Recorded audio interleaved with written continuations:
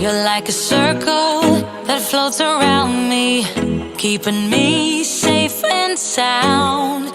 And when I fall, you tied a rope to me. You're blessing me every day. I was down with an illusion, like a sparrow with broken wings. But now I shine with your reflection on me. I'm getting back up on my feet. That you showed up was written in my palm. You are a statement, explode like a bomb. I get to push myself to victory. You make me winner. You cut me loose and set me free. You make me win in every way. You showed me how to spread my wings. Yes, I'm the winner of the day. You cut me loose and set me free. You make me win in every way. You showed me how to spread my wings. Yes, I'm the winner of the day. Yes, I'm the winner, yeah.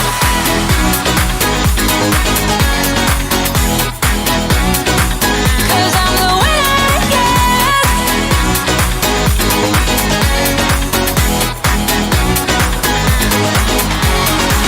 Am I awake or am I dreaming? So far gone, I won't look back. And when I move, there ain't no stopping me. You're pushing me up to the top. I saw the clouds looking angry, but then the sky reached my mind. And when I space out, I see the possibilities unfolding the way that I want. That you showed up was written in my palm. You are a statement, explode like a bomb. I get to push myself to victory. You make me winner. You cut me loose and set me free. You cut me loose. You make me win in every way. Win in every way. You show me how to spread my wings. Yes, I'm the winner of the day. You cut me loose and set me free. You make me win in every way. You show me how to spread my wings. Yes, I'm the winner of the day.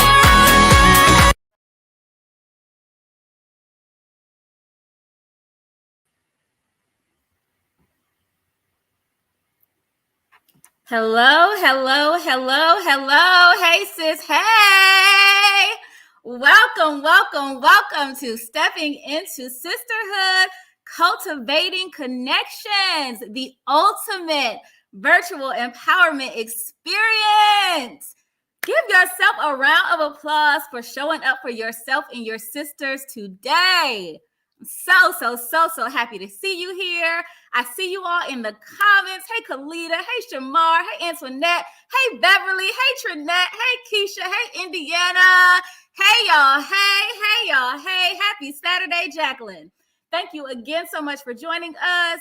My name is Coach Andromeda. I am the founder of She Wins Society, and I am so absolutely honored to be able to present this virtual event for you today. We have some awesome panels lined up.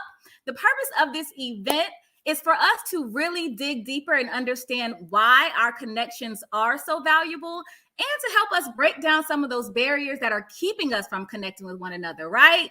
We hear it all the time that women should support women, right? Our mantra at She Wins Society is when women support women, we all win. And so we really want to show you through this broadcast why that is true. Why, when we come together, when we unite with one another, when we support each other, when we celebrate each other, we truly all win. Not only do we win individually, but our families are positively impacted. Our communities are positively impacted. The next generation is positively impacted. The world is positively impacted. Okay. So I'm so happy again that you all are here. Hey, Jasmine. Hey, Disraeli. Oh, that's Brittany. Hey, Shikana. Hey, Chanel. Thank you again so much for joining us. So our first panel that's going to be coming up is our How to Overcome disappointment and heartbreak from past female interactions and panel. How many of us on here right now can say that there have been moments in our life when we had a negative interaction with another woman, or a heartbreak from a friendship or a partnership, or just, somebody who we had in our life, could even be a family member, right? Who we felt like, oh my gosh, this is really heartbreaking. I'm not going to deal with women anymore. Let me know. I want to hear in the comments. Put a 1 in the comments if you've ever said, I'm not dealing with women anymore because you had an interaction that really just broke your heart, did not sit well with your spirit, and you said to yourself, like, women are crazy, I'm not dealing with them. To put a 1 in the comments. So we are going to talk about this today because, again, we don't want you to miss out on opportunities to connect with women who are, I see you, Keisha. We don't want you to miss out on opportunities to connect with women who are going to be truly supportive. And we also want to help you to understand that just because you have one negative interaction, like I always say, don't let one bad apple spoil the bunch, right? All women are not the same. The fact that you are here right now is proof enough that we're not all the same, right? And so you have to say that if you feel like you're a kind woman, you feel like you're a supportive woman, there are other women out there that are just like you. So don't make us miss out on the greatness that is you, the friendship that comes with knowing you. Don't make us miss out on it because you had a negative interaction, okay?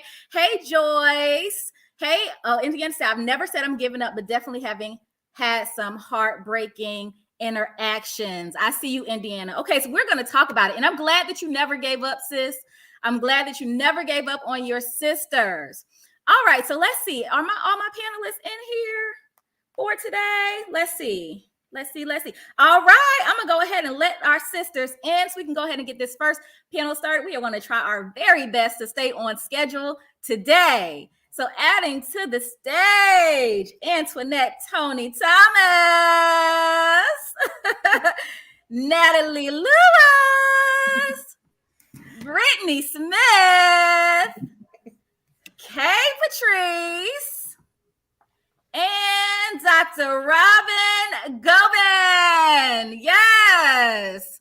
Welcome, sisters. Everybody looks so beautiful. Hey, y'all. Okay, where the energy at? Y'all alive? Y'all awake? Hey, y'all. Hello. All right. I know some of y'all might be just a little bit nervous. I know that it's not every day that we have our faces plastered on camera for all to see.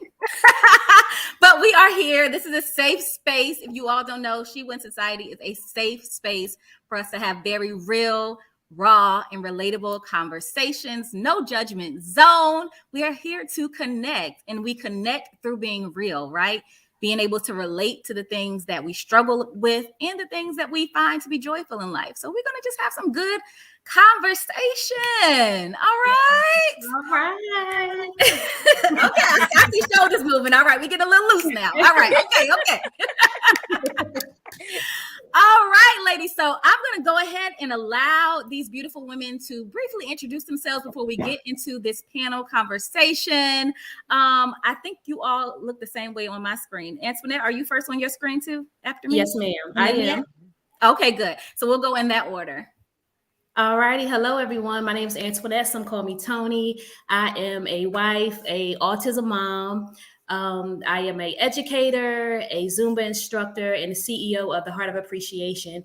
I love talking to other women and connecting and doing speaking engagements. But most importantly, I love to introduce women into the idea of loving the best versions of themselves and doing the true dealing and healing. I love that. Hey, everybody. I'm Natalie. Natalie Lewis, owner of Release the Queen in You Enterprises, LLC. And I help you release the queen in you by speaking. I have a Queen in Her Crown podcast, and I'm an author as well. But before all of that, I'm a mother, I'm a caregiver, and I'm a sister friend to many. And I just love to have fun. And I cannot wait to get into this conversation on today because I know it's going to be great. It is. Dr. Robin, it's on you. Okay, hello, welcome everyone. So good to see you all. My name is Dr. Robin Gobin. I am a licensed clinical psychologist. I'm also a university professor. I'm an author. In my personal life, I'm a wife. I'm a dog mom. And I'm super excited to be here with you all to talk about this topic. So looking forward to engaging with all of the other panelists and engaging with the audience.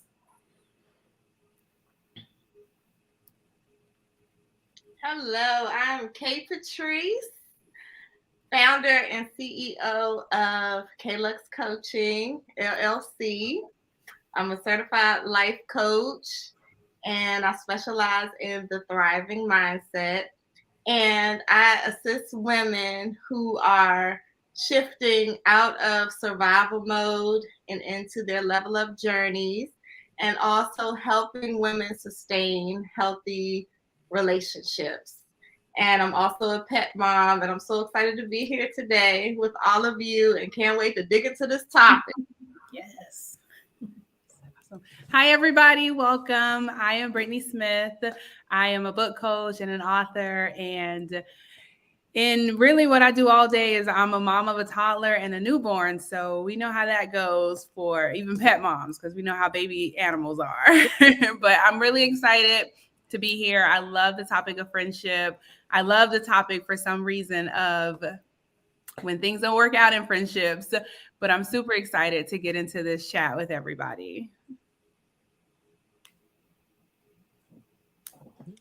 All right. So I don't know, ladies, if y'all have seen these comments coming up, but your sisters are definitely in here cheering you on. So all right, let's talk about these things. All right. So first question that I have for you all is, when you find yourself feeling disappointed or heartbroken by the actions of other women, what do you do to stop your heart from becoming bitter and closed off to other women? And I'm going to allow whoever wants to grab it first to go ahead. I can kick this off. So for me, I pray a lot. Like when things go wrong in friendships, I grieve them heavily, but I cannot say that I've ever let a friendship that went wrong stop me from making more friends or close me off. And I owe that to prayer. And sometimes I'll like evaluate what went wrong in the relationship. Was there something that I could have done? But if it's a friendship where we're not even speaking anymore and there are no apologies or anything, it's more like I just don't know you anymore. The only thing I can lean on is prayer to make sure that I don't carry the burden of being heartbroken into meeting new people, because I can't remember if you mentioned it right before we started, but people deserve to meet us, and other friends, other women that I'm going to come across shouldn't have to pay for what somebody else did to break my heart. So that's the key for me. Okay. So prayer, y'all. I forgot to say, I hope that you have your pen and paper out, right? I hope that you are taking notes. This is very valuable information. So prayer, write that down. Yes. I want to chime in, and I just want to say, I think that prevention is worth an ounce of cure, because if you set those standards when you get into relationships, then you save yourself a bunch of healing. Mm-hmm. But say you don't set those standards, you just gotta be thankful for the red flags that you see, because people are always dropping seeds everywhere you go. They're dropping seeds. And I just like to get into a flow state. Whoever is receptive of me, and if the relationship is flowing, then I take it as a sign, a green flag to keep going in a relationship. And I just put my energy into women or other people who value me, putting your energy into those who value you, and making sure those relationships remain healthy. And also using that pain and heartbreak to push me into purpose, which is another reason why I'm here today. Use that pain, push me into purpose. Whew.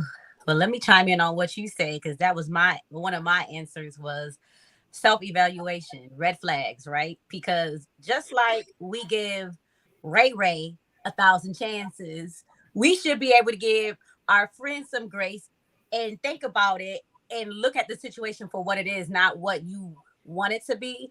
A lot of times when I think back on friendships that maybe we don't speak no more, or there's no beef, but we just don't speak no more. I've been learning recently I got to hold myself accountable. What did I miss? What was I doing where I missed that this was this type of person, or this person had this type of character? What did I miss? And I take that to learn from my mistakes so that I don't become the people who hurt me.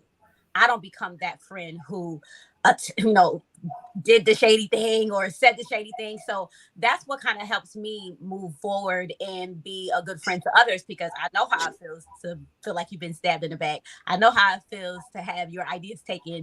I know how it feels for all these different situations. I know how it feels. So my outlook on it is for me not to become bitter. I don't really ponder on the situation. It is what it is. It happened. I do a self-evaluation to see if it was something I said or did.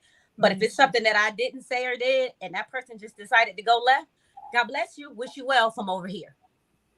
Go over there. I'll be up here. You go over there. No beef. But, we good. And so in moving forward, I think somebody just said, I think Brittany just said it, not allowing your pain from previous failed friendships to stop you from making good friends. If I would have done that, I wouldn't be here. Mm-hmm. I wouldn't be a part of She Wins at all. Before She Wins, I was like, yep, I'm done. Bye. Over it. Yes, and we need you here, Nat. So we are thankful that you decided to move the way that you moved and did not let those relationships hold you back from getting to your sisters who love you very much.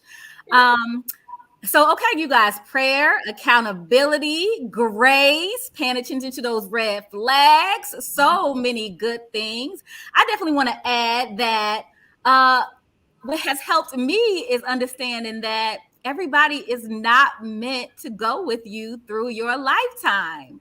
I think that has been one of the best lessons that I have learned, is that it doesn't necessarily mean that a person is a bad person. It just means that their time is up. And sometimes it has to be heartbreak that causes us to actually move on, right? It has to be that something has happened that has really stung us to be able to say, you know what? I got to let it go. Mm-hmm. I can definitely say I can look back over some relationships, and at the moment I felt like, oh my God, the ending of this relationship is going to break me. But then on the other side of it, I realized how the ending of that relationship created space for me to bring other relationships into my life. And if we're honest with ourselves, we do have a limited capacity and energy for relationships, right? You can only nurture so many relationships at one time. So if you are holding space for somebody who no longer really needs what you have to offer in this season of your life, it's good for them to go on and find the people that they need, just as well as it's good for you to go on and find the people that you need for the next season of life. But it doesn't mean that they're a bad person. I mean, I feel like God is always moving each and every one of us towards our purpose, towards our destiny, towards our best life. So like Natalie said, let them go. No hard feelings. God bless you and goodbye. Okay. Can I jump in, sis? Can I jump in? Yes. Yes. So with Brittany starting off with prayer, it just put something in my spirit. And that was a Bible verse that I want to share, and then I'll link it.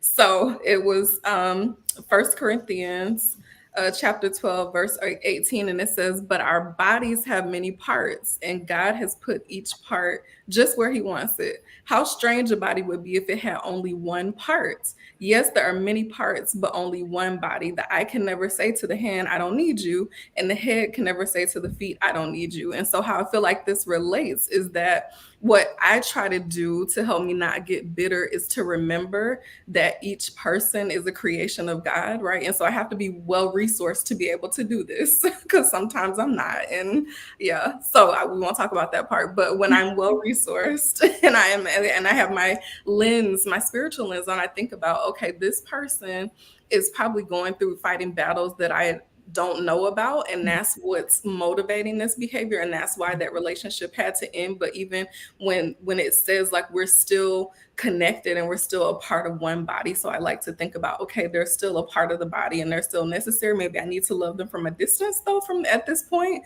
but that doesn't mean that other people that I come in contact with, they're going to have new energy, they're going to have new attitudes, new perspectives, and new opportunities for me to thrive in that relationship with them. So I recognize that we all are a part of the body and we all play different roles. And so just because one person did something to me, that doesn't mean that this new person, they have a whole new personality. And so I want to get to know them as well. So that's how I try to manage it. Yes, come on. If y'all are not preaching today, so they need the scripture again, sis. Yes. Okay. So it was 1 Corinthians chapter 12, and I read verses 18 through 21. And you can add 22 on there if you want to. I didn't read 22, but it's also relevant. All right. So this was really good. We're going to move on to the next question so that we make sure that we cover all the things. The next question is, has there ever been a time when you thought that your life would be easier if you avoided making connections with other women? If so, what did that time of your life look and feel like? And what helped you to change your mind and see things differently? And I know that's like a loaded question, and I can repeat it again if I need to, but I'm gonna go ahead and shoot that to Antoinette because we have not heard from our sis yet. I've always loved being connected to women, honestly. And it's interesting because there's just when you have a light, darkness hates that. And so that is something that you have to really understand. And that's totally biblical. But there's always just been a little hope in me. And so, Andromeda, when I connected with you years ago and through Instagram, you receive these confirmations through life. There were times when I said I'm going to be more cautious and I would feel myself building a wall. But through therapy and just my self-evaluations and just really doing my work, I understand that I am carrying something that's not mine. And when I can recognize that, I can say, okay, let me continue to stay open to who I truly am. So knowing who you are is so important because as you meet different people, the right people like add to it. They remind you of your light and it becomes much easier. I know that friendships in general can be tough, but I think you have to totally surrender and let God do what he's going to do because people always show you who they are and you have to protect your light. Things get tough, but I would encourage everybody not to give up on friendships because yes, you're brokenhearted, but God is close to the brokenhearted. Number one, friendships are seasonal. And most importantly, it's like confirmation. When you're in those seasons, he introduces you to so many other amazing women and friendships. And you think, oh, we might just take walks together, or we might just grab something sometimes, just grab something to eat, or just see each other on retreats. But these become your partners for real. These become your girls. These become your tribes. And the enemy wants you to believe that it's you. It's only you, that, you just need to protect yourself from everybody. And that's not true. You have to totally stay open, but be aware, have that awareness, pray for wisdom, pray for God to expose because he will. He totally heard conversations that you don't know anything about, but you feel it. And stay open. And by the way, if y'all have not joined She Wins, you need to get into it because this is what you will be receiving. That's it. Okay, Pastor Tony. That one, because I know. literally, Now, if I didn't have to be sitting here, I'd be standing up shouting right now. But yes, so good. And it just made me think to myself, you all, like, as the founder of She Wins Society, I've been doing this for almost 10 years. And I have to tell you all that there's been so many moments on this journey when I did want to throw in the towel, when I did want to give up, when my heart was broken. But the thing, like Tony said, God is going to keep sending you confirmations. It is these women who are part of this broadcast that they probably don't even know, but there's moments where they just pull me right back in. Like, okay, but there's a Robin out there, but there's a Natalie. I got to stay hooked in for Tony. I got to keep doing it for Kelly. Like, that is how it is. So like Kelly said it earlier, stay focused on the relationships that are nurturing you, right? Mm-hmm. We get so caught up sometimes focusing on the negativity and the people who are hurting us and how we can get back at them and why we need to give up. Focus on the people who are supporting you because you have support, you have love. You just probably looking more at the ones who are not showing you love than the ones who are. All right. Anybody else want to share on that question? I'll repeat it again. Has there ever been a time when you thought that your life would be easier if you avoided making connections with other women? And if so, what did that time of your life look or feel like for you? And what helped you to change your mind? What helped you to see things differently? Yes. If I could chime in. I thought at one point women were mean just because of what I had been through and the different experiences that I had. I said, I'm just going to be by myself. I'm going to just be a one-man band. How did it look? It looked lonely. Really, really lonely. Like, you can't do that. We need other women. Like, as much as I believe that you might not necessarily need a man, but you do need other women as far as sisterhood. And I would say that now I tend to focus on character over personality, because character, are you kind? Are you a good person? If I loan you money, will you give it back to me, or try to act like I'm hurting you by asking for it back?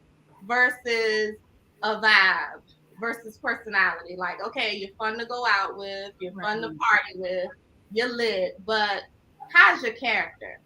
So that's what I tend to focus on now. And I just feel like, if I'm the way that I am, there's got to be other women out here who are like-minded. So just kind of meditate on that. Yes, come on, sis. Listen, I will say I've had a moment where in life, well, probably a few, where I was like, I'm done with women. I'm not dealing with women. Women are crazy. And I had to say to myself, well, if women are crazy, I guess I am too, right? Like you said, like we make these statements, but I gotta include myself in this. If I'm a good person, I'm a nice person, I'm a supportive person, I have integrity. Absolutely, God didn't just create me like I am one of one, but like I'm not that original. Now there are absolutely other women out here who are like me. Clearly, we can see that, right? Anybody else want to chime in on that question? I did, because my story. Prior to joining She Wins, that's the space I was in. I was really like, I am done. I had a friendship, somebody that I thought was my sister. I realized that I was a friend to her. She was not a friend to me. And something was done to me that left me like, it was like out of the blue to me. Like, where did this come from? So, and that heartbreak happened as I was getting prepared to go on the cruise for She Wins. Like, she's supposed to come with me. And for whatever reason, last minute, she was like, I'm not going. I'm like, what? So which was a blessing in disguise. Keep going. It was, though, because God is so strategic. We be thinking that, oh, I gotta hold on to this person, or God, why'd you let me go through that? But I realized why that happened when I went on a cruise and I was roomed with beautiful Rhonda, and we just had the time of our lives on that cruise. I left with sisters that I still call sister to this day. And that was, oh my gosh, I don't even remember what year that was. 2017, I don't know what year that was. It was, I think 16 sis. a while ago. But I was just in that space. It was dark. It was lonely. It was frustrating, because I just felt like, well, now I don't know who to trust, because if this person that be in my face literally every day could do something like that to me, who am I about to trust? And this was like a 10+ year relationship. So it was just baffling to me. But I still went on the cruise. I was like, well, I'm still going to go. And I went and I had me the funnest time ever. And it made me, it really restored my hope. Okay, real women do exist. Women who will show up. Women, these people don't know me. They don't know me at all, but they embrace me and they love me. And I didn't have to be nobody else. And at the time, I don't even think I even spoke about the situation of what happened. I don't even know. But it was just like, while I was thinking that was ending and God was, teaching me a lesson through that, he also was showing me like, no, I had to let that person go so that you can open up space for the new people that I'm bringing into your life. So sometimes we get frustrated with God, like, God, why do I keep going through these friendship things? And God is trying to tell you, like, okay, that person, like you said, Andrew, that person was for a season.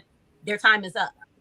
Now let me bring you to the people who are going to help elevate you, help you grow, help you become better. It's for a season, and you just got to understand that God knows best. Even if when we don't know or we question it, understand that God knows best, and he's going to put you where he needs you to be. whether voluntarily or involuntarily. Mm-hmm. Amen. Carolyn said amen. I second that. Amen. And I want to say some are for a lifetime though. Like me and Nat say it all the time. It's forever. Hey, you ain't going nowhere. I'll be at your doorstep. All right. So I'm gonna move on to the next question, you all. What has been the greatest benefit of not letting a few negative interactions control the way you see and engage with all women? What has been the greatest benefit of you not doing that? I have to chime in. The new women, well, not the new women, but the women that I know for sure that God has strategically, intentionally put in my life, and vice versa. Every last one has prayed for me and my family. When I look back at the heartbreak of the ones that I missed, that were over, I feel you, sis. I'm looking at the comments. When I look at the ones that were 20 years plus, that I cheered with, that I just knew that I would do life with. I can't tell you. I don't know. I've never been like, with them when they've actually prayed in private, but they couldn't cover me.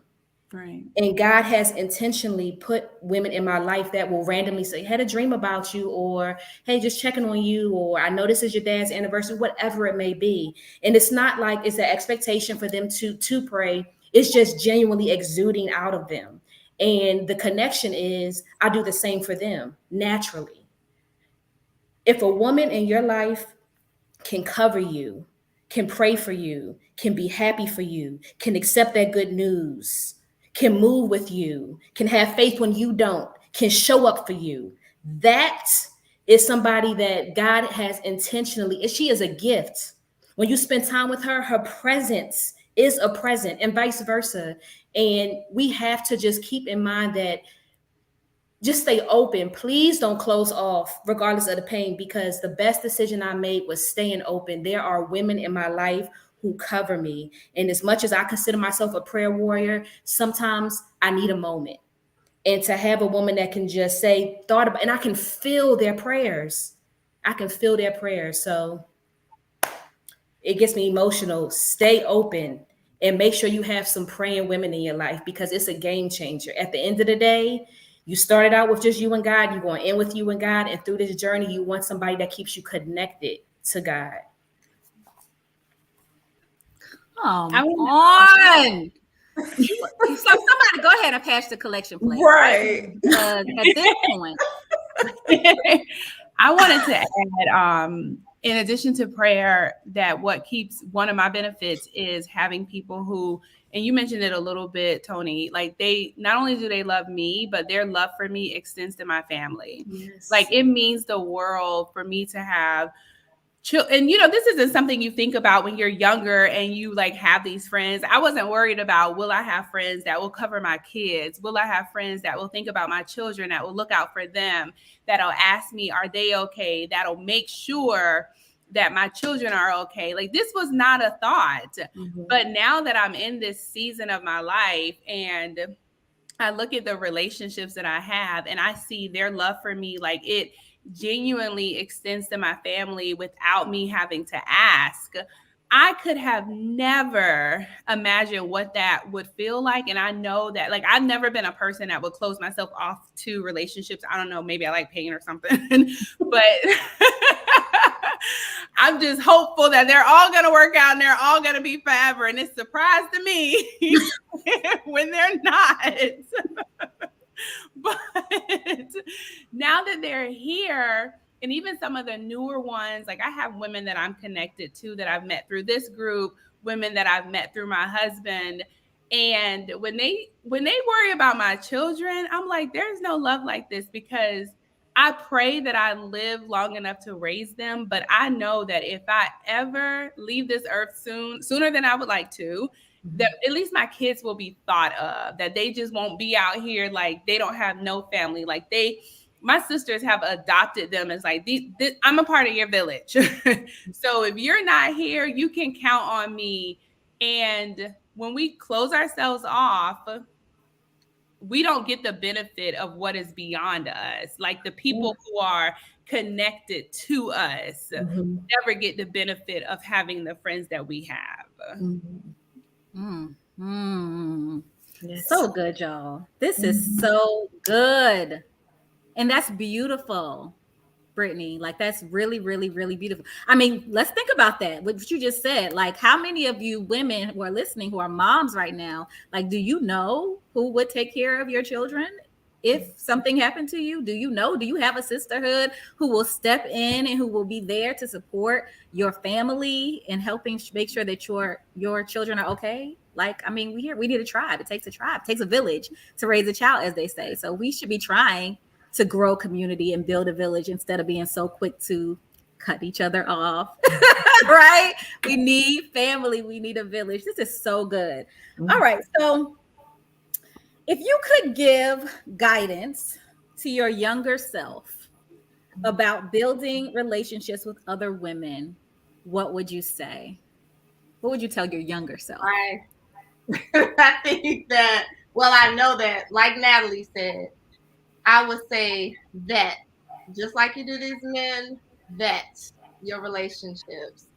Set the standards. Set them standards, because that's going to save you.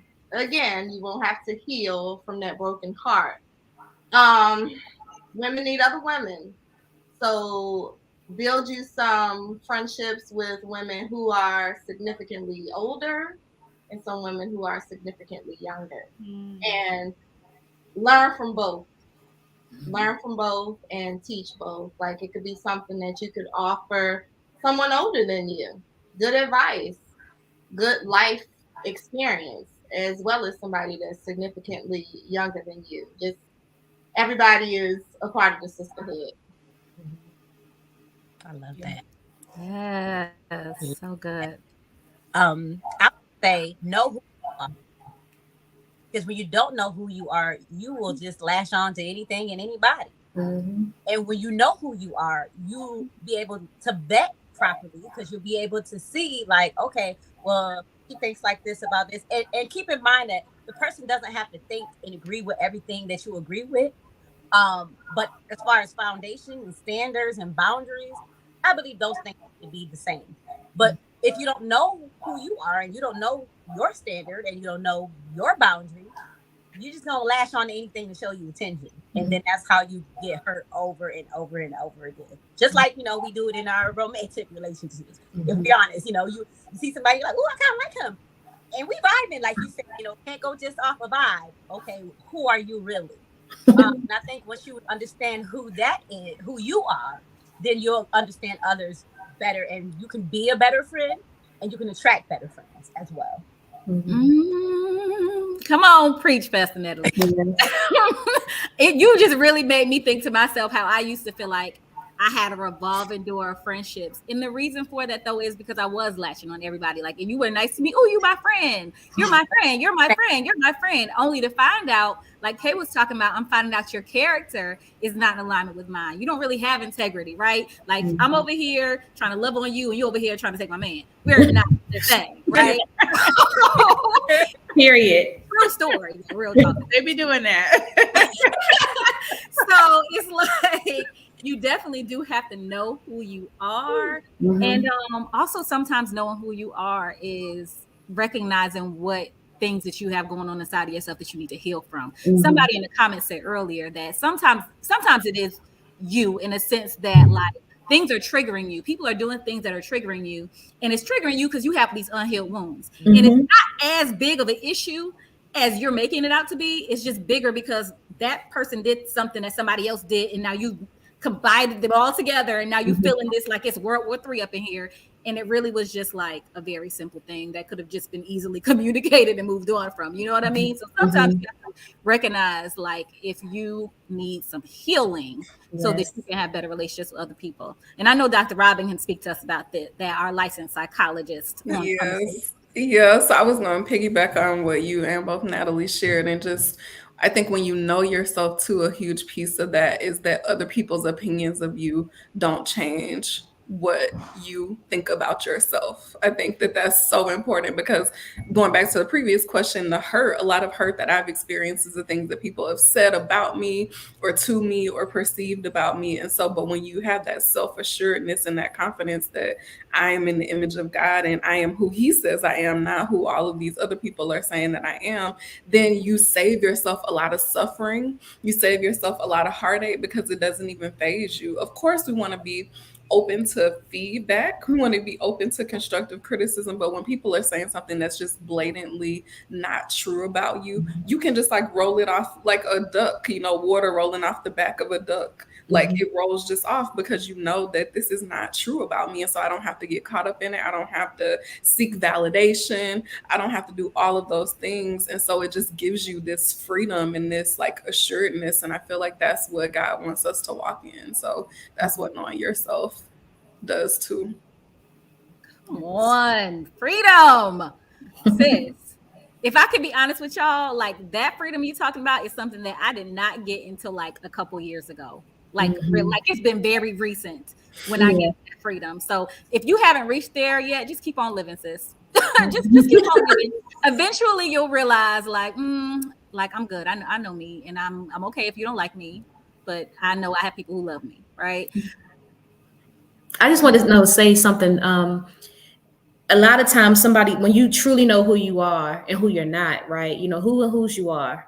But when someone creates this false narrative, it just speaks volumes about their perception of you. It tells you all about the person. It speaks to their character. Period. Like, if you know who you are and they're coming in with this negativity or this narrative or whatever delusional thing they made up in their mind, and they're sticking to that, those are the people that like stop talking to you when they owed you an apology. Those are the people that aren't doing their work. So you can really save yourself, like Dr. Robin said, some heartbreak and suffering by knowing who you are and not even letting that affect you, because some of these narratives out here are really interesting. And later on, God confirms exactly like, oh, they were dealing with that. And that does not mean that you have to go back and save that and recover and try to, hash out that friendship. You can love from a distance or just accept it as it is and move on. But yes, it is very important to know who you are and whose you are, for sure. That's good, Tony. That makes me think too about how perspective is relative to the person, to the lens that they are looking at life through, right? Yes. So again, like when you are more healed, when you're more confident, when you have been giving yourself compassion, when you learn how to give yourself grace, like you just see people differently, you move differently. It's just different, right? But when a person is broken, when they're angry, when they're bitter, like you can't love them enough. You can't do enough right by them, okay? You just cannot. And so perspective is so important too. And I think that will be one of the lessons that I've learned is, or what I would tell my younger self rather, is don't stop taking everything so personally, or don't take everything so personally. Everything that people do doesn't always have to do with you most of the time. Right. Things that people do are more of a reflection of them than it is of you, right? Like I feel like when it comes to our sisterhood, connections, relationships, how we handle each other in a disagreement is going to really show you the strength of that relationship and the character of the person, because we're all different and we're all going through things. So we're going to have disagreements. If you're in a relationship with somebody long enough, there's going to be a moment when you don't see eye to eye. How do you handle it in that moment is the question. Are you going to go gossip about me? Are you going to go talk about me? Are you going to cut me off? Are you going to block me on social media? Are you going to crop me out of photos? How are you handling me when stuff goes down? Because that's always my question. And how you handle me is going to tell me all I need to know about you. Period. Can I add something real quick? One thing that I would tell myself is to stay hopeful, because a lot of times, like we could just be doing everything right. Like we could be knowing who we are. We could be setting our boundaries and just doing the Lord's work and being our authentic self. And somebody still go come and be a crazy behind friend and we go get hurt. And I think that sometimes we forget that, because we ask ourselves, I did everything right. Like, how did I let this person into my life still? And I'm out here being who I'm supposed to be. But even in knowing and being sure that you still go get your heart broken at some point or another, if you live long enough, somebody is going to break your heart. But don't let that heartbreak make you lose hope. Like, because the same way you are authentic and you are a good friend, there are people out there who are going to be a good friend to you too. So regardless of whatever lesson that bad friend was supposed to teach us, just don't lose hope in the process. Keep going so that you can reach your community of good friends. Yes. Ooh, Love it. come on. It's a lesson and a blessing in all of it. All It of I is. think that's what helps us to move past it quicker, right? Like a few of you have already said, like I don't dwell on it. Robin said you can let it roll off your back. Like just it's a lesson and a blessing in all of it. That's what I try to remember, is that everything has a purpose and a reason in our lives. Every single thing that we experience. And so it didn't happen for no reason. And that heartbreak, it might have hurt, but what did you learn from that? And what was the blessing in that? So And good. not taking it so personally every time, because sometimes you can just get really down on yourself, but you just have to embody that people's negative energy towards you is not a reflection of you. Like you just say, oh, that must be who I am. I'm just horrible because this is what they think. No. They're horrible. Sorry. Get it off your chest, sis. Let it out. I mean, listen, it makes me think too about, it's a lot of big conversation lately about spinning the block, just like in relationships, right?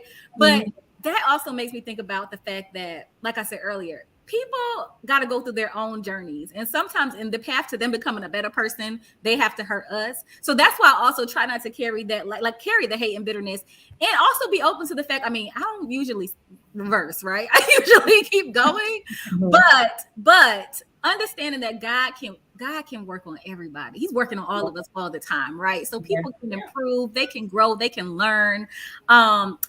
This was not one of the questions, but I want to talk about having tough conversations. One of the things that I absolutely believe is that oftentimes we have disagreements or people do things that hurt our feelings, and sometimes we don't address it. And I feel like this will go into our next question is, I feel like we kind of have a responsibility to one another to address when people hurt our feelings, because maybe that person is out here moving that way and no one has ever told them, hey, that's a problem. You might want to work on that. So how are we feeling about tough conversations? Are we having them? Yes. Last. Yeah, I'll say one of the things I was going to say about this question, which I think is related to what you're talking about, having tough conversations. I think one of our responsibilities of being a community with each other is authenticity. So that's being real with each other about like what we have going on. A lot of times we feel like we have to hide certain parts of ourselves so that people can continue to accept us, whether that's our hurt, whether that's our background. And I was watching something yesterday where the person was talking about how when we try to be inauthentic and we try to hide the parts of ourselves that we think are like not as like pretty or as presentable, it's basically like dishonoring God, because he wants to use all of you. Like he uses every part of your story, even the parts when you were like down in the dumps and you were doing all the things that you're embarrassed about. So that like he uses everything and he wants to use all of you. But if you hide certain parts, then it's a watered down version of you. And going back to what you said at the beginning, Andromeda, give people the opportunity to experience you, but not just the representative of you, the full version of you, because somebody's breakthrough is in your story. And so you have to be willing to do it. I'm talking to myself too, because I can be introverted. I can like keep stuff tight to the chest, but I think people deserve our authenticity because that's the way that they feel less alone in their pain and their struggles that they're dealing with in life. That's so good. So good. So good. So I'm gonna ask the question, since we already are here. What responsibility do you think women have to one another when it comes to cultivating meaningful connections and growing in sisterhood?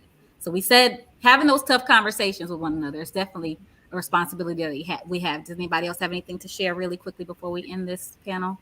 I just think being honest. Like, I'm just be real with you. And you know, if you tell me something, I might say something like, okay, I don't know if that's a good idea, because I would want you to say that to me if I was the one bugging or in a situation. I want you to be honest with me. Don't sit here and just watch me float away. Don't support my bad decisions. If you feel it's a bad decision, you can say it's a bad decision. Now, what I do with that is on me, but I need you to be honest. I think the foundation of any relationship is honesty. And how can I call you my sister if you can't be honest with me and I can't be honest with you? And if I can't hold space for you and you can't hold space for me, it's not gonna work. It's eventually gonna crumble. So I think it's definitely got to be 100%. Keep it 100. Feelings may be hurt, but keep it 100. Yeah. And I would add too, to make sure that you are continuously doing your work. It's cool if you went to therapy 2 years ago, but life has life. God is going to God, but life is going to life too. 2 years after that. So there's always some type of work. And even if it's not therapy, that the self-reflection, that time with God, just making sure that you are dealing and healing with the things. You don't have to come fully healed. None of us truly are. We're going to always be moving towards a better version. But it's important that you are always doing your work and that you have that flexibility and being a lifelong learner. Not that I have arrived, I know it all, you know, meet me here. Like, always check yourself, always do your work. Yes. So good, sisters. Thank you so much for joining this panel. You all, the banner came in a little bit late. My apologies. Take a moment right now, though, and check the bottom of the banner for this panel. Go ahead and write down the names of these sisters and their social media handles, and be sure to connect with them. That is what we are here for, right? We do not want you to just leave here with knowledge and inspiration and motivation. You are going to be able to cultivate connections. We want you to cultivate connections with these women. You've heard what they have to say. Somebody said something that resonated with you. If you feel connected to somebody through their stories or testimonies, go ahead and follow them on social media. Get in their DMs. Say hello. Let them know what takeaways that you've received from this event. We are cultivating connections today, okay? And I know that sometimes that's difficult and it's uncomfortable, but it's necessary. You can only cultivate connections if you are willing to talk to people, if you're willing to interact with them, if you're willing to reach out to them. And I can promise you that every single woman on this panel, if you reach out to her, she will get back to you. All right, so go ahead. I'm gonna just let it roll for one more second, just because it came in late while you guys are writing it down. And then we're going to go ahead and move into our vendor spotlight for today. Sis, can I take a picture and do a little 5-second video of all of us on the screen? Go ahead, sis. Okay. Hey, it's a video. Thank you so much, sis. This has been, the phone is down now. Thank you so much for the opportunity.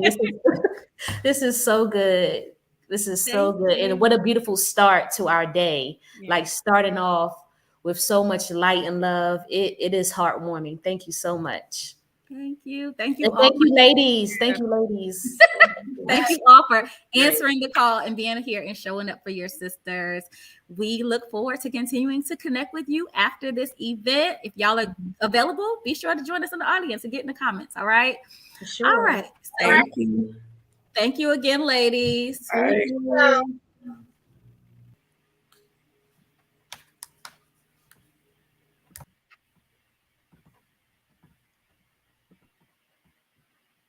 All right, you guys. So next up is our vendor spotlight. Shonda Smith with the Queen and Me for Girls. Thank you so much for your patience, Shonda.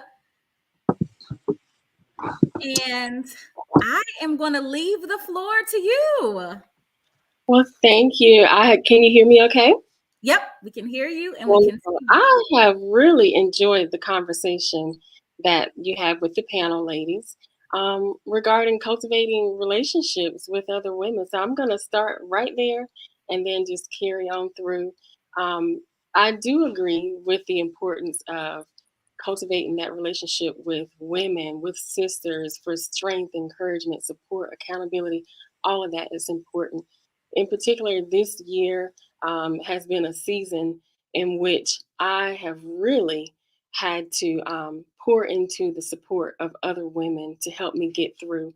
And so there's gonna become a time in life, as we all know. But I also say that because I work with young girls. There becomes a time in life when we really need those relationships. So cultivating them early is helpful to make sure that we have them when we need them. So those relationships I like to think of as gold. We need them in life. So I'm Shonda Smith. I am a mompreneur of 5 amazing children. I am with the Miss Corporate America pageant organization as the mompreneur for the year 2018, representing my sisterhood with them.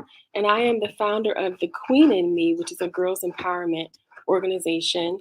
I teach an online course called Girls Reign, and we are excited to have our upcoming end of the year crowning ceremony for all girls, just spotlighting their accomplishments. There's no competition amongst them, but recognizing their accomplishments, whether it's their gifts and talents, their grades, whatever it is in their life, just celebrating them for who they are.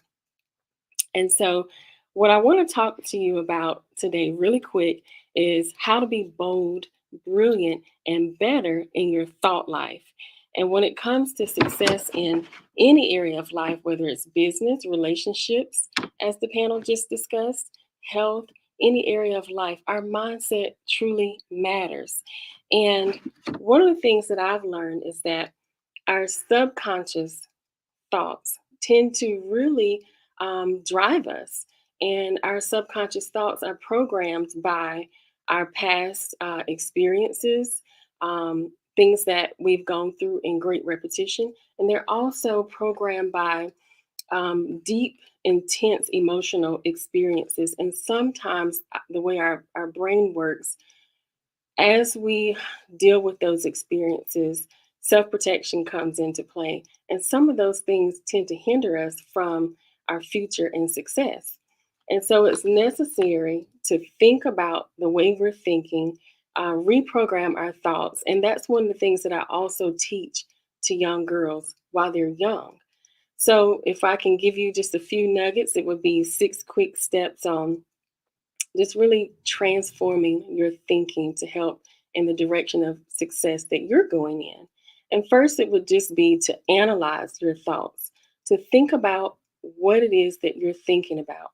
And if it's not leading up in the direction for success, if it's not leading up towards your true identity, then to contradict those thoughts because they're not going to lead you towards the success that you're set for. If those thoughts are weighing us down, they become a hurdle, then actually the next step would be not to accept them. In fact, the Bible tells us to cast down those imaginations. Step 4, remembering the truth of who you are and whose you are. I heard the panel ladies talking about that in terms of relationships with confidence, knowing who you are and whose you are. And then step 5, affirming yourself immediately. Our words are powerful.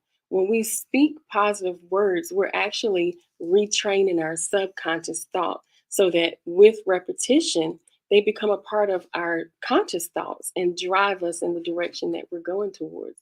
And then lastly, continue to be in the company of like-minded individuals. I teach young girls that as well. It's important who we surround ourselves with because there's times during challenge when we need that support. We need positivity. We need someone who will pray with us, who will keep us accountable towards our own hopes and dreams and the path that we're on, and to have that encouragement and support of other women. So that's why I'm here, to be in the midst of like-minded women. I'm really enjoying the conversations that I'm hearing so far. And just remember, when it comes to success in any area of life, mindset matters. So if you'd like to know more about the Queen in Me, which is my girls empowerment organization, our online courses for girls, or our upcoming events, especially our crowning celebration that's happening the first Saturday of December.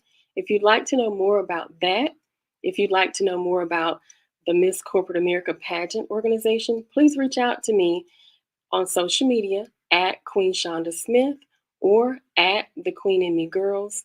You can also reach me on my website at thequeeninme.com.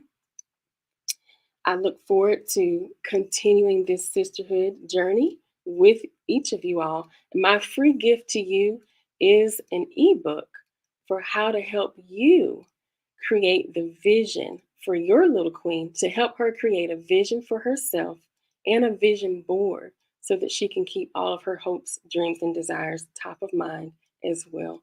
It's been a pleasure to be in the midst of you all today, and I look forward to continuing the sisterhood journey. Thank you. Thank you so much, Shonda, for sharing your beautiful platform with us. Did you say where we can get the free ebook? Yes, the free ebook, you can find it on my website, thequeeninme.com. I also provided you with a link. I'll send that again right after this and make sure that you can post that and everyone has that as well.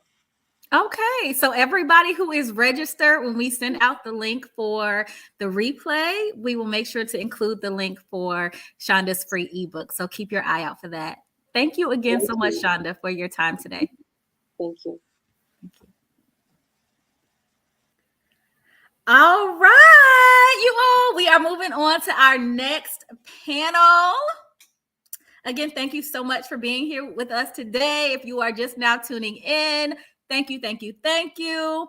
Our next panel is how to intentionally network and effectively follow up. So this is where I want you to engage again. If you have been struggling to network, if you say that you're an introvert and it's really tough for you to get out here and talk to people and meet people, or maybe when you do go to certain networking events, you're not sure what to say or who to talk to or how to follow up, put a 1 in the comments. I want to hear from you if networking has been a struggle for you, because the ladies that are coming up next are going to help you network better and intentionally and effectively. All right.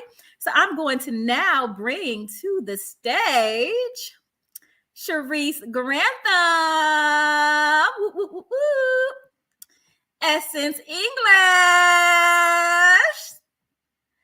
Jasmine Stokes. Who else is here?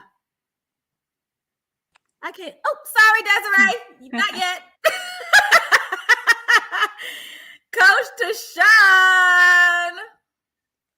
And are we missing one? Oh, Ebony. Ebony is here. And I still feel like we're missing somebody else.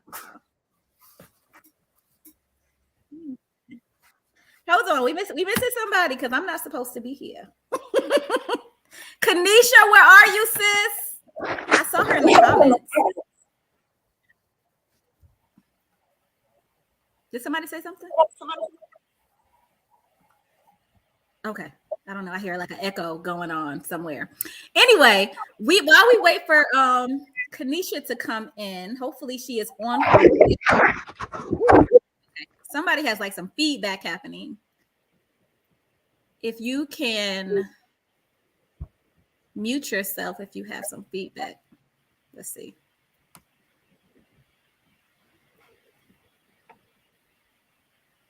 We can't. Can y'all see Coach Ebony?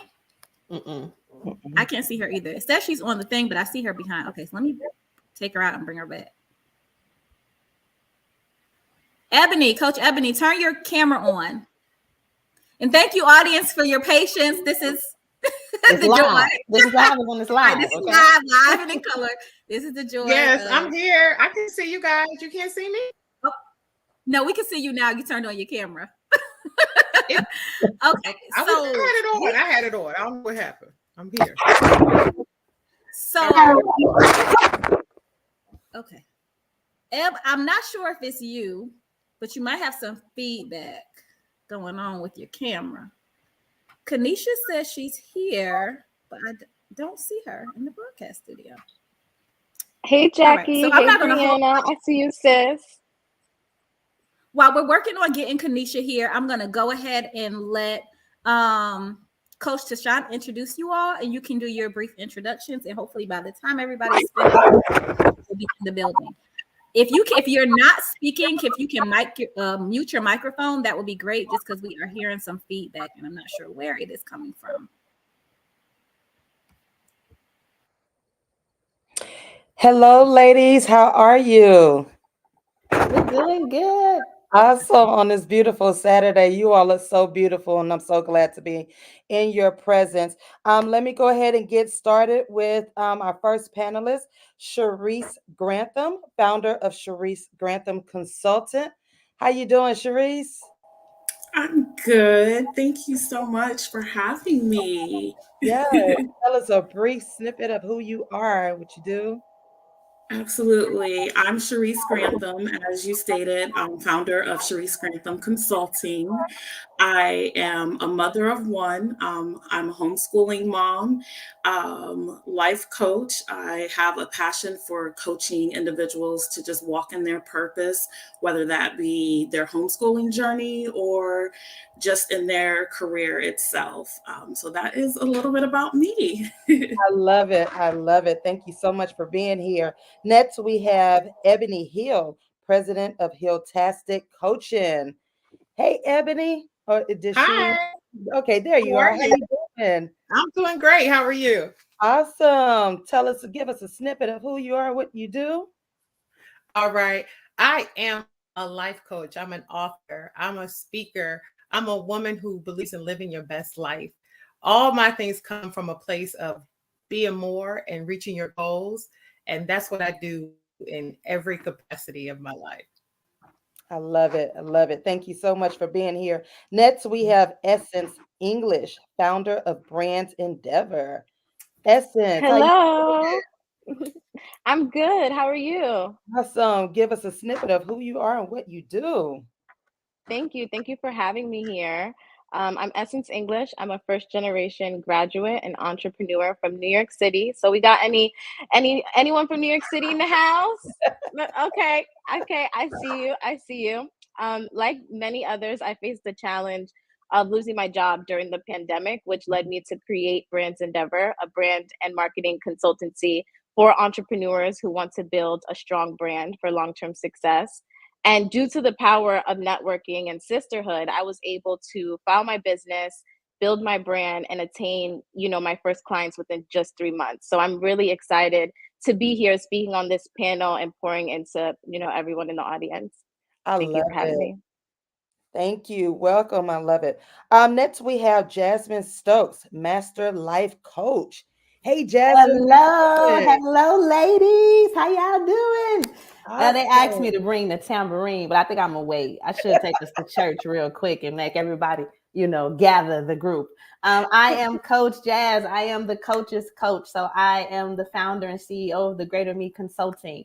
Mainly what I do is I certify African American women as life coaches. Okay. So quite a few of my coaches are on here today, networking, intentionality. So that is Coach Jazz. I am a mother. I'm a wife. I am all the things. But most importantly, today with you guys, I am a sister. So super excited to be on this panel. Glad to have you. Thank you so much. And we have Miss Kanisha McIntosh Beresford, Yes. CEO of My Tribe Essentials. How you doing? Hey friends. Hey friends. Hey, what's going on? I am Kenesha B. I'm super excited to be here. Thank you so much, Coach Tashanta, for the introduction. I am the CEO and founder of My Tribe Essentials, a holistic wellness company powered by plants. Just as much as I love plants, I love people. So for those who know me, they know that I'm all about community. I'm all about sisterhood. Love bringing the girls together, and collaboration is my. So I'm excited to pick up some gems and share some other ones with everyone today. Just really, really excited to be in a space. I love when she wins get together. It's my vibe. So really, really happy and super grateful. Awesome. Well, thank you, ladies, for being here today. I am honored to moderate this panel. I am an introvert. I'm actually an ambivert, but more so an introvert. So I'm going to be taking notes as well from you all. So let's get right into this. Are y'all ready? Is y'all Yes. Yeah, I'm We ready. ready. We You ready. ready? Okay. So my first question for you all, why do you believe that it is important for women to set aside time to network and cultivate new connections? And how has doing so benefited you? Wow. Well, this is a powerful one, but I have something that's jumping out at me. So I'd love to take the lead in this one Yeah. if you ladies don't mind. So I grew up with 27 first girl cousins, right? Wow. That's mad of us. And we grew up in New York. I'm also from New York, Essence, right? So we grew up like we rolled deep, right? And it brought a force. Now we weren't crazy, but once you saw the numbers, you like, oh, we don't want to mess with those girls because it's a lot of them, right? And so it taught me the power of community right off the bat. Like whenever we travel, we just did it in numbers. And so even when I moved away from home, I went to Howard, I still revolved around and centered myself in community with women. And it's taught me that I don't have to do this alone. Like it's a heavy lift, the work that we do, and not just like our work professionally, but just like work in life. Yeah. It's a heavy lift to be a Black woman out here. And so it doesn't have to be as heavy when you have sisterhood. And I think it's also important to add the element of networking because life is like, it's a puzzle. And it's not always about putting your puzzle together. You got to help other people place their pieces as well. And so for me, networking is when I meet you, if my brain does a connection, it doesn't have to be for me. I just want to connect you so I can help you get to where you need to go. I'm all about helping people place their puzzle pieces regardless of if it's first or second or third. I just want to help you put it together because I know that's what we're here to do in life. And so networking is that for me. Sisterhood is that for me. She Wins Society has really shown me another level of what sisterhood looks like. And so I know the importance from a personal perspective, but I also understand how monumental and impactful it is to do it in all spaces. So again, I think, it's just power, yo. It's power when we show up in numbers. People be like, hold up now. They serious about it. Like, yeah, don't play with us. This is what we do. Okay. So Well, yeah. 27, that's a lot. That's a Girl. lot. And 2 boy cousins. So it was only 2 boys. So they didn't Wow. have to do much. The ladies took care of a lot of it. Wow. Wow. I was waiting on that yo to come out. She always said that in New York. I was waiting.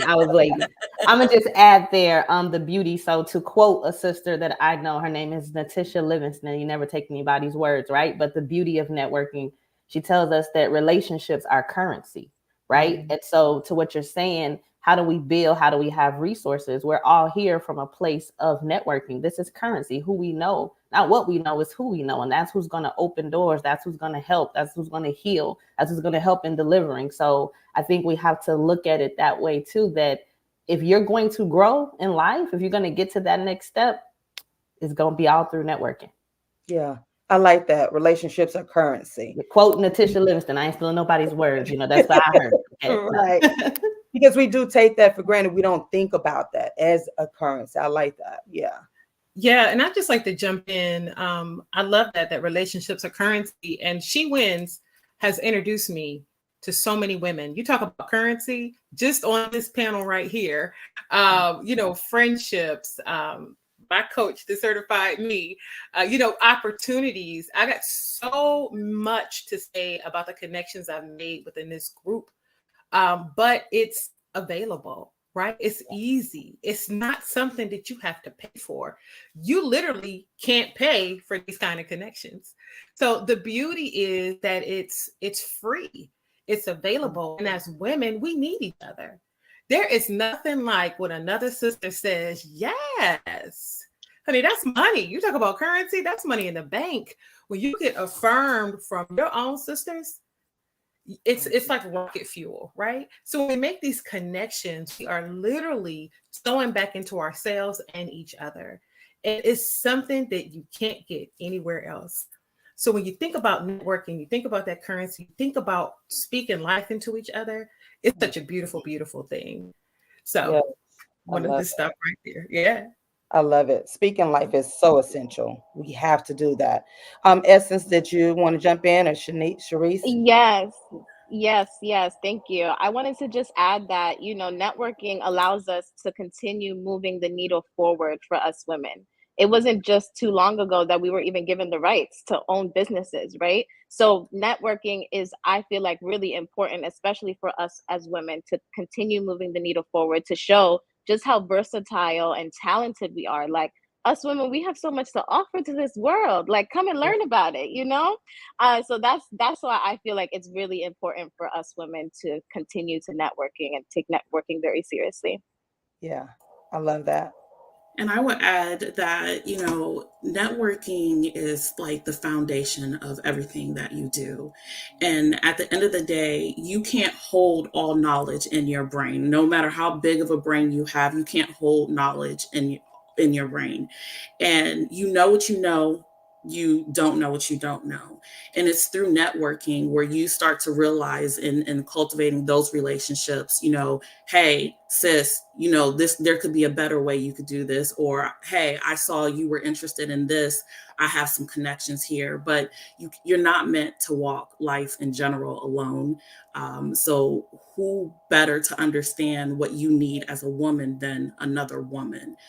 So that's why I think it's important to really prioritize networking, especially with other women. I love it. I love it. And I hope our audience is continuing to take notes, because if you see me doing this, I'm writing.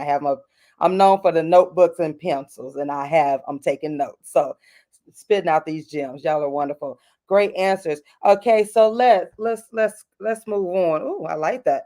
On any given day, there are hundreds of opportunities for women to network with other women. How does a woman know where she should spend her time networking? Because a lot of times we go to these First Fridays or these and I've been there, especially being here in Greater Atlanta. You go to these places and you just feel out of place, but you're supposed to network. How do you tell us what we should do? I'm going to jump in here. I think you have to pay attention to how you feel in those places. Pay attention to how you feel around certain people. And we always hear the quote, go where you can grow and go where you can be poured into.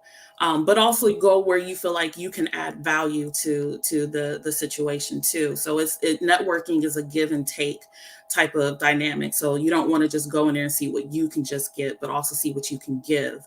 And sometimes we have to pay attention to that inner voice that's saying, this doesn't feel right. And if that's what you're getting, then it's time to take a step in a different direction and find another place to network, or another individual to network with.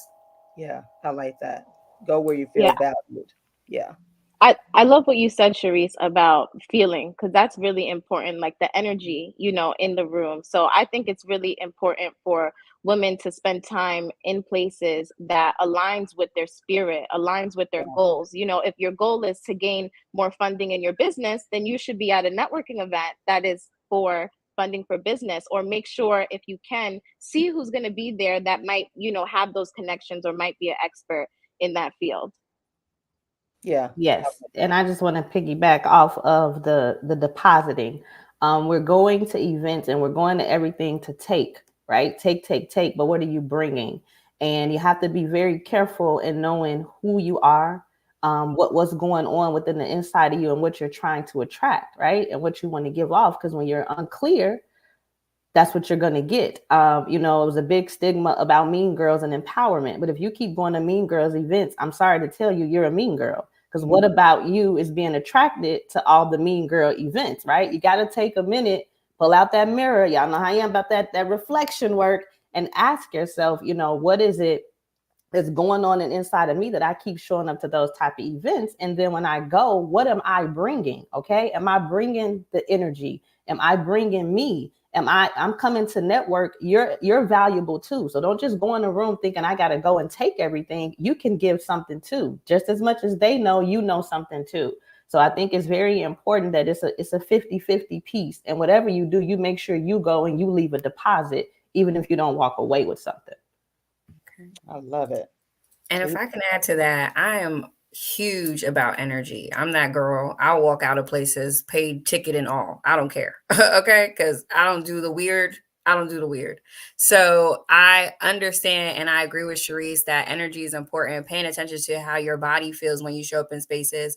It's kind of like when you knew you wasn't supposed to go to the party, but you went anyway, and then something happened, and then you was like, damn, I should have stayed home. Yeah, that happens on a regular basis. And so when you know thyself, when you feel your palms getting sweaty and when your heart starts to do a little flutter, and it's not the good flutter, it's the weird one, you have to recognize these elements ahead of time, because chances are 10 out of 10 times you knew you wasn't supposed to go when you was in the house. You said it to yourself already and you still went. And so if you do show up, okay, you're here now. What can you learn about yourself in the space, right? Pay attention to the inner thoughts when you're in spaces that you're not supposed to be in, because this is a learning lesson every day of our lives. And if we pay attention to it, these spaces that we belong in and that we don't belong in are also teaching us about who we are. And so it gives you a little pathway into how to be more aligned when you do show up in the right space where you're supposed to be. So I've been to events, and I'm here in the greater Atlanta area as well. And I know the girls love a good time. Okay. Yeah. And I've gone out, I paid my nice little ducats and gone out and been mad about it. And I knew it when I paid for the ticket. I wasn't supposed to go, but I like going places. So I show up and now I'm tight, but I look in the corner and I see another girl who's also looking like me. So now I'm going to connect with that, sis, because you're not alone. We're never alone, right? And so, again, a great opportunity for you to just scan the room to be like, okay, so she also looks like she feels out of place. Let me see where she might be going next. Or, hey, maybe we can grab a little snack after this and do something differently. And so, again, not looking at it as, oh, man, I'm not supposed to be here, because you are always where you're supposed to be when you're supposed to be there. Something is happening. You just have to pay attention. And it might not be the room, but just check out that other girl who's also looking around like, who are these girls? Yeah, go make friends with her. Okay. Because chances are y'all will be in the right place the next time. Yeah. I love that. I like that. Listen, all I can say, they said everything I was thinking about saying. But the other piece I will add is that to not only pay attention in those spaces, but pay attention to the spaces you're in where you feel like you belong, so that you can replicate that, right? Don't let these experiences just happen without taking notes. And again, learning yourself. You can't know yourself if you don't learn yourself, right? So you have to figure out what's the best space for you. Are you there for a personal reason? Are you there for business reasons? Are you there to make connections? Or are you just there to see what's going on?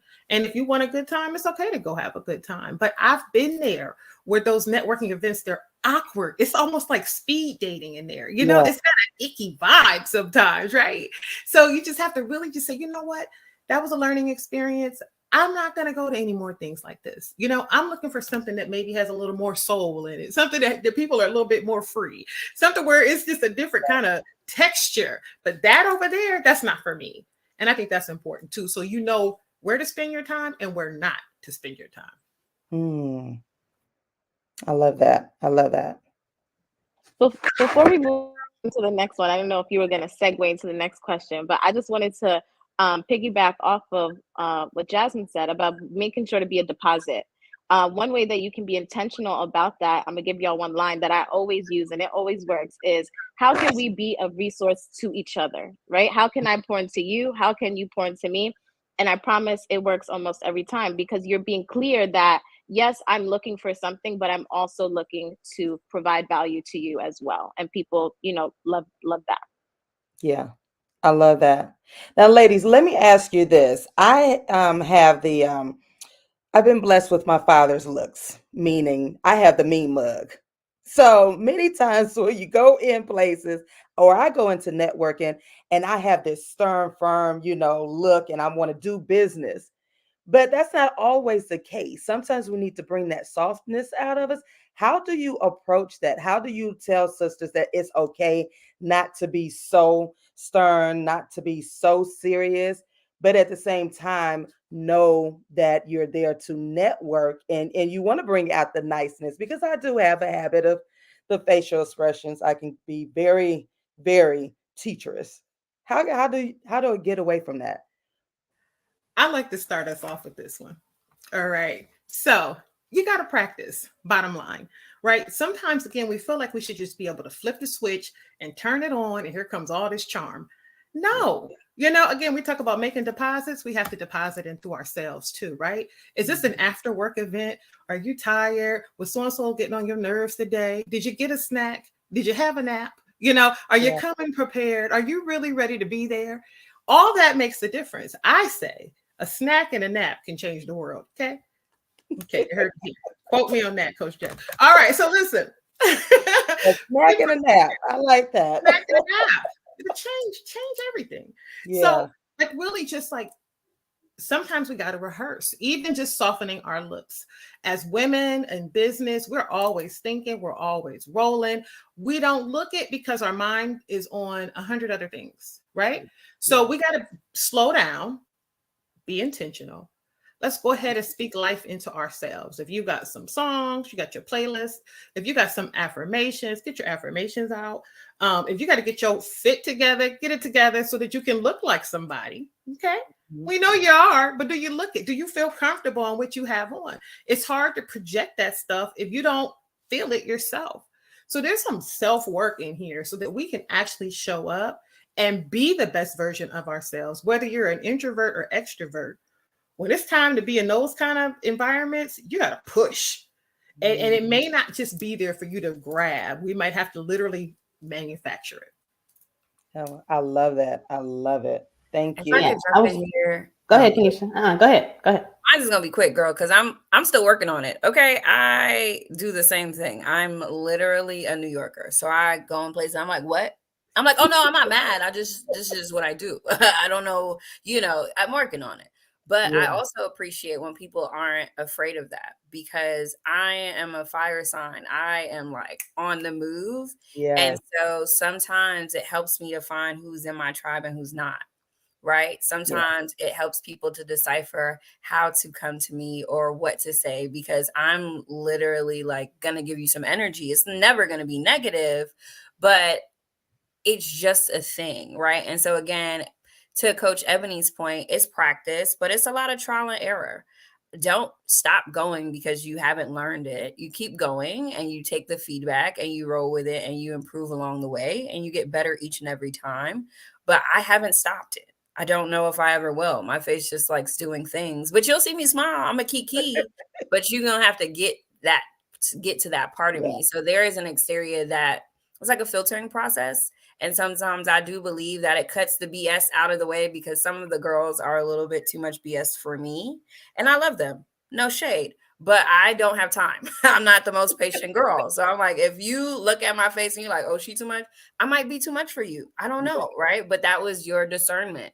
And your spirit told you that, not mine. And so if you cut through it and you're like, oh, I want to talk to you, I'm like, hey, girl, what's up? Right. We can have a great time. And so I don't change who I am necessarily, but I do understand how it helps my life, how it helps my business. It's not for everyone. And I feel like if your facial expression scares people off, they might need to stay away for a little longer until they could come and approach you a little differently. That's just how I feel about it. But again, practice and trial and error makes it better. Yeah, I love that. I love it. I think it's like a car. It's like shifting gears, right? Because you didn't come on here with the mean mug, right?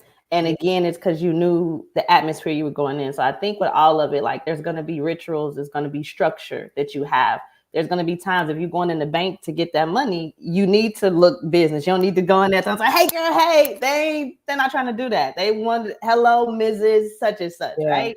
But if you know you're going into an environment like this and it's like, okay, I can be more relaxed. So I think it's, and if people would kind of hate that, but it's like code switching and just getting your ritual of how you know you can shift gears to get in the proper mindset that in here I need to give high energy, and here I need, I need to be more corporate and I need to be more buttoned up. Over here I could be homegirl, and then that might help you to adjust as well, to because you want to be you no matter what, but we have to change in different settings, right? So I think that can kind of help. Awesome. I would add that only women have to have this conversation about our facial expression. No one challenges men when they're sitting there and they have a mean look on their face. It's acceptable for men. So I look at it from the other end of it. I would challenge us as women that even if you see someone sitting there and they have a mean mug or whatever on their face, don't let that steer you away from actually having a conversation with them, because we get hit hard as women for having, IBF or a mean mug or anything like that. So I think it's important that we just give grace and just approach that person anyhow. Yeah. Good point. Good point. I like that. Yeah. When I see anyone with a mean mug, because like Kanisha said, we're from New York, so that comes across very often. I actually challenge myself to switch that, frown or just regular, just face to a smile, because I love to make people feel good. I love to make people realize that, like, enjoy this time right now. This is you. No one's here is guaranteed to be here tomorrow. Let's enjoy the space together right now while you are here, instead of having that mean mug face. So by doing that, I find a personal connection with everyone that I meet. I make it my business to find a personal connection, whether it's, hey, do you have a dog? Do you have a cat? Are you the oldest sibling? Just find that personal connection where now you guys can relate on something outside of whatever it is that you went there to the event for. I love it. Thank you. Thank you. Thank you. Next question. For many women, networking can feel scary and intimidating, especially in unfamiliar settings. What do you do to feel more confident and prepared when going into new spaces with new people? And I think some of you all touched on that, kind of touched on that, lead into that. But it is very intimidating because you're always thinking about your business and you're thinking that, maybe they're smarter than I am or whatnot. How do you bring up that? How do you be confident walking into these networking events? So I'll just add to like everything I said before, ditto that, right? Being prepared, feeling confident, affirmations. But also I would add, doing your deep breathing. Our breath is so powerful. We know it's a powerful tool. But, again, meditate. You don't have to do it all day. But, even sit in your car, take a minute, take a beat, gather oneself, okay? And go ahead and visualize you having a good time. Spend time with the mental component of all of this too. But it does so much for you. You got to talk to yourself, like I said, the affirmations, and you're like, it's going to be a good day. If all I do is go show my face and share a smile, I did what I needed to do, and really just be confident in that. And again, it's going to ooze out of you, just, hey, how you doing? Just go be you, be all right, and take some pressure off yourself. Right. We are so hard on ourselves. Why, y'all? Why do we do that? Right? But just to lighten up a little bit, breathe and go on and do your thing. Yeah, I mean, Ebony, we always, because we want it to be perfect, the perfect patties. But y'all know one of my big things too, ladies, and we have to get back to this: dress up, okay? Look your best. When you look your best, you feel your best. Y'all know when you in that mirror and whether you wear makeup or you don't, whatever it does to make you feel your best, it comes with its own aura. Okay, its own confidence. You put on whatever your power thing is. When I put on my white suit, let me tell y'all, I'm shutting the room down. I don't care who's in there. Okay, it don't matter. And so you got to find your strength in things that are your power moves, right? And let me tell you, when the fall comes and I put this T-neck on, y'all can't tell me nothing. Okay, I got them in all colors. So know what your power move is. And when you come in, you don't care who's in there, what's going on. You start looking around like, oh, hello, because I know y'all see me because I saw me. Okay. So seriously, you'll just try it. The pandemic, y'all, we done got wide with our leggings on and everything. So you put your jeans on, they don't button up. You don't like them to stay buttoned too long. We ain't feeling like ourselves, right? So go get, find you something. Okay. Something. And start to get into your groove. And I promise you, it brings its own set of confidence.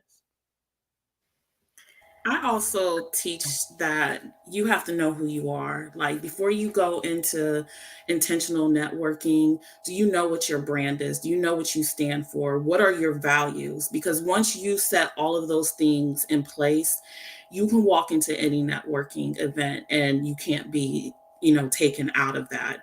And then you can also be able to use discernment when you're having conversations with people to see if their values align with yours, or how you can connect with each other, going forward. But if you don't know what your brand is, if you don't know who you are, then that's where anyone can shake your confidence when you walk into a networking event. So just making sure you do that self-reflection, that self-work first, and outlining who you are, what you bring to the table, excuse me, what you bring to the table, and also knowing what your values are so that you don't shift from that. Yes, Sharice. I love that you said know your brand when you walk in the room. Another thing I would add to that is also know that God sent you in that room, that you're supposed to be there for a reason. So that's something that I remind myself.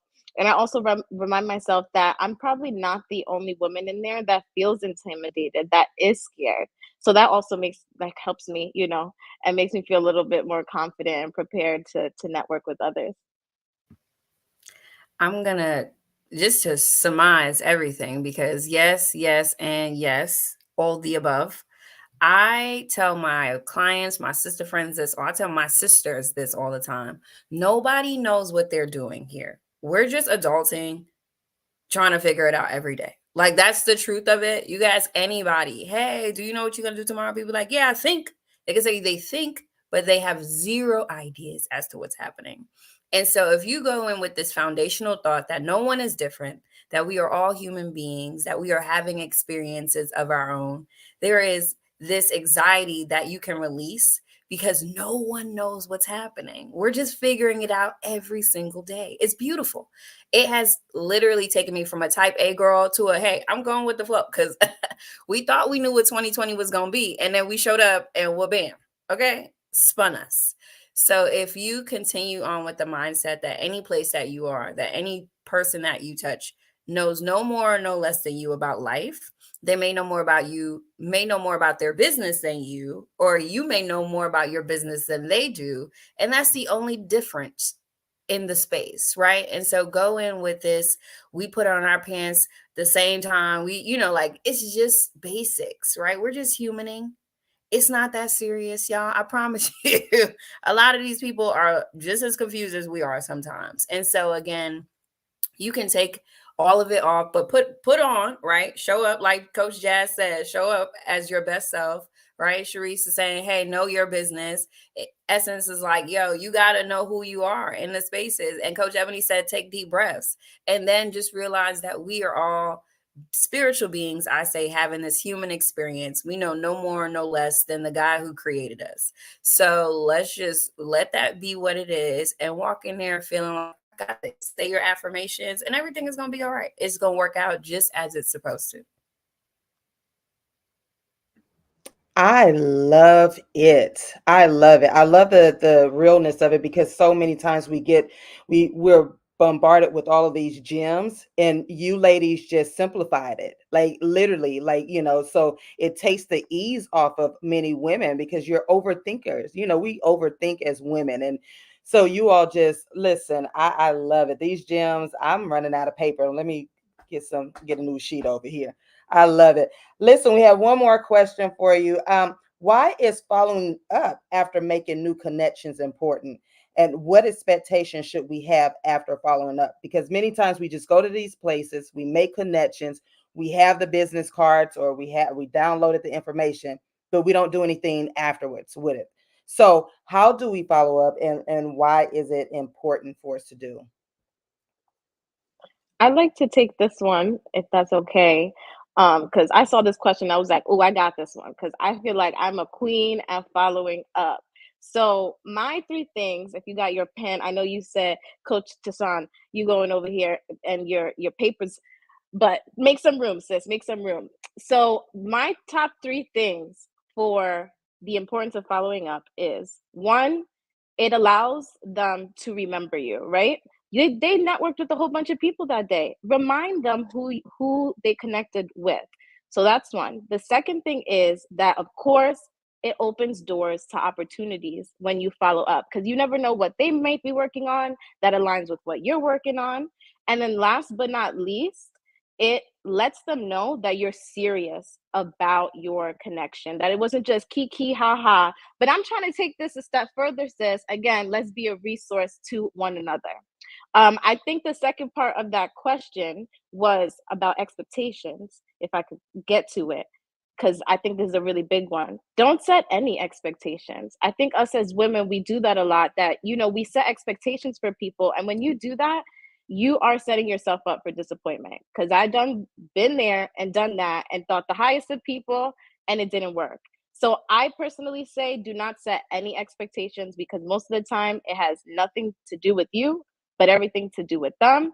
Go ahead and follow up with them. If they don't answer, follow up one more time and be clear in your follow up. I think that came up also already. Be clear and intentional about what you're asking for, whether that's more time to connect, an opportunity, or a collaboration. If I can piggyback off of Essence, I 100,000% agree. I love a good follow up. And I encourage people to do so because, again, I just want to reference back to what I said before. We're all having our own experiences. So you can meet somebody who you've been fangirling about over IG forever, and you meet her, you're like, oh my God, that was the best experience ever. I cannot believe I met her. You're excited. Sis, in her head, she could be like, yo, I cannot wait to get home to eat this meatloaf. Like, she's been thinking about the meatloaf that she's got in the fridge, right? Y'all met, but her experience completely different than yours. And it happens all the time. We think, and like the way that we perceive things is the world revolves around us, but your world revolves around you, and it's not the same for everyone. So when you're following up, it just allows another touch point for people to say, hey, I want to enter your world a little bit. I know you've got a lot going on. I appreciate you taking some time to see me again. I actually have something that I want to talk to you about. Here's what I want to say, and get straight to it. I love when people hit me up, but if you don't hit me up and cut through, I'm a straight talk, no chaser type of girl. So I don't have the time for this stuff. If we sit down together and we create time, I can intentionally devote to you. But if you're sliding in people's DMs, just get to it. Don't like, come and just start asking. Of course, say your pleasantries and make sure you ask how people are doing, because not everyone gets asked that question every day. But get to the point, because people have lives they're living, and it does not revolve around you, but they will welcome space if they see the opportunity, because you're intentionally going after their time. So be very clear about your ask is one of the things. Understand that everyone is having their own experience, and so they may forget you, not intentionally, but life is life and for us all. And be, like Essence said, don't have those expectations of people, because a lot of things are happening every single day, and it's really like touch and go sometimes. And so again, things happen, people forget. Don't take it personal. It's not about you, girl. It's about them, and they will touch base. And if it's to align, it's to align. And again, everything happens right on time. So you don't have to worry like, oh, this person's not gonna get to me. Like, girl, you're not dying tomorrow. God forbid. Okay, we all gonna be here tomorrow. It's cool. She'll check in with you tomorrow. So just take that with you and be intentional about all the interactions. State what you want out of the experience and hope for the best. And I agree completely If I could with you. jump. Oh, sorry, Ebony. Be intentional, but more importantly, be consistent. Your network doesn't want to feel that you only reach out when you need something.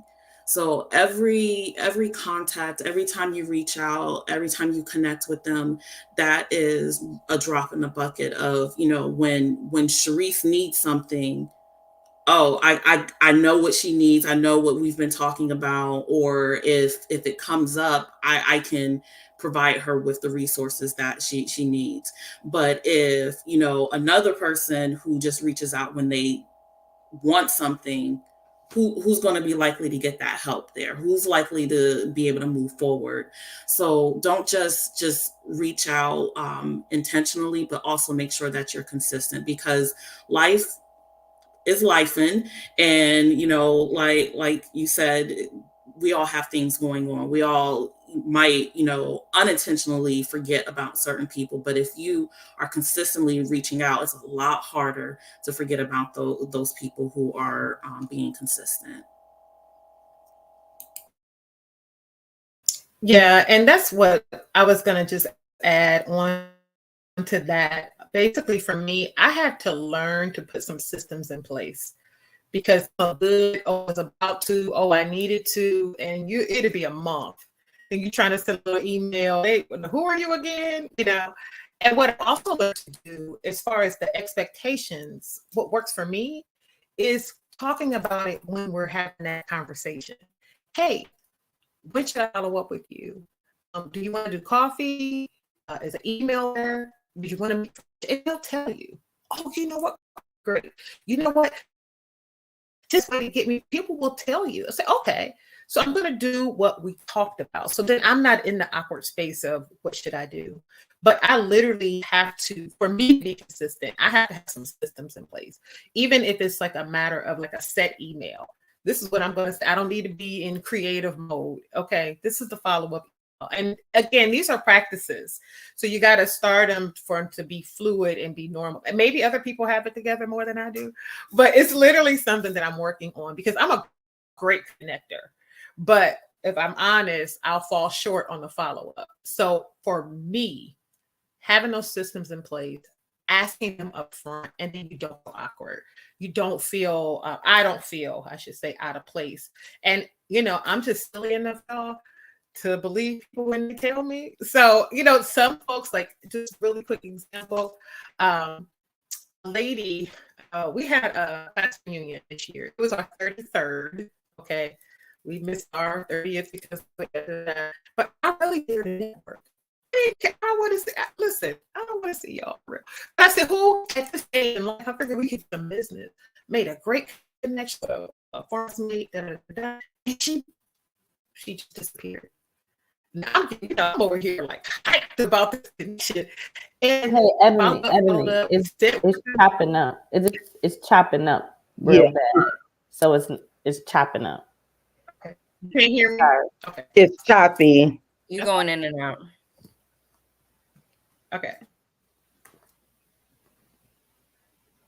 I think she was trying to. So I just know a little bit about her story, but she's just telling you guys about genuine connections. She had a 33rd high school anniversary, and not anniversary, reunion. Yep. And a really great connection that is about to take off for 2024, and just them meeting and working together from a business standpoint. So just genuine networking, connections, follow up, and care. I think is what she's trying to sum up there, but I know it's a little choppy. So I just wanted to make sure she's trying to give y'all an example of some good, real good networking there. So awesome. And Coach Jazz, did you want to finish? I'm not gonna. They said everything. I'm not one of those. I'm gonna pull my tambourine out, but I'm gonna be good today. So, I'm gonna make y'all sing, get on one accord with your networking. But yeah, so I'm all good now. Everybody said everything, so I'm not gonna follow up here.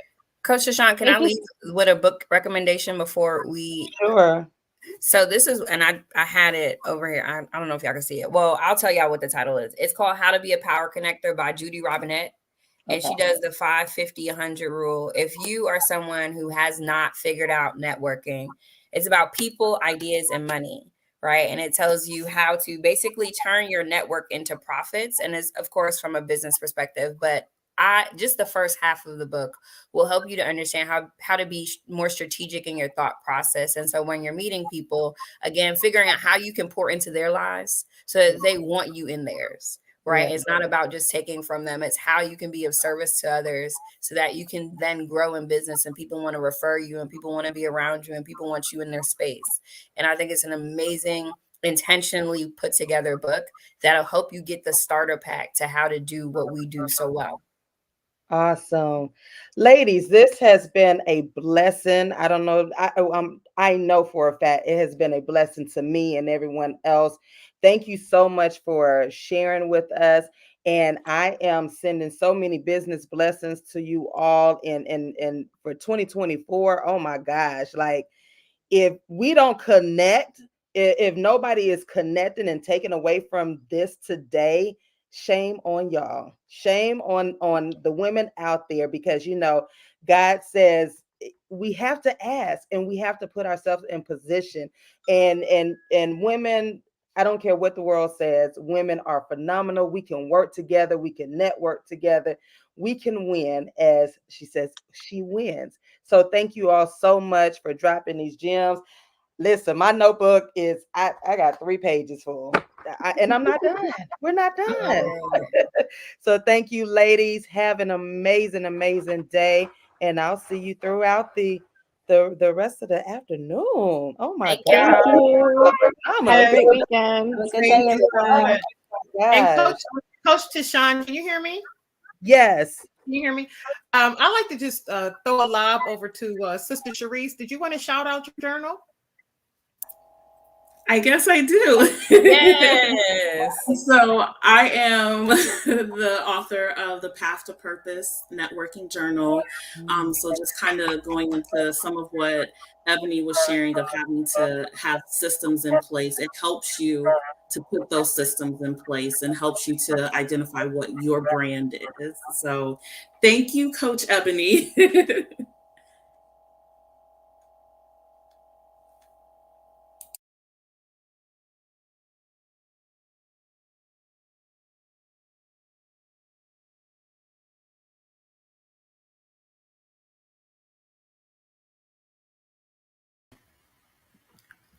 Hello, thank you so much, ladies. Wasn't this panel awesome? Oh my gosh, I know y'all can't clap where we can hear you, but let's just give a hand clap and send some energy to our last panel, how to intentionally network and effectively follow up. If you did not catch their handles down there below, please make sure that you go ahead and write them down so that you have them and you can connect with these ladies like we've been talking about.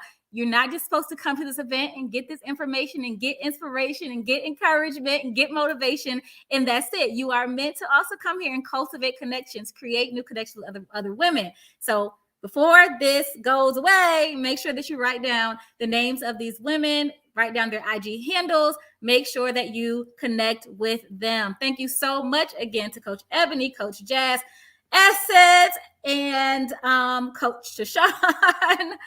And Sharice, thank you so much, ladies. Okay, so we are now going to go into our next virtual vendor spotlight, which is Miss Desiree Sonata. I think I'm saying that right. Yes. Thank you so much for your patience, Desiree.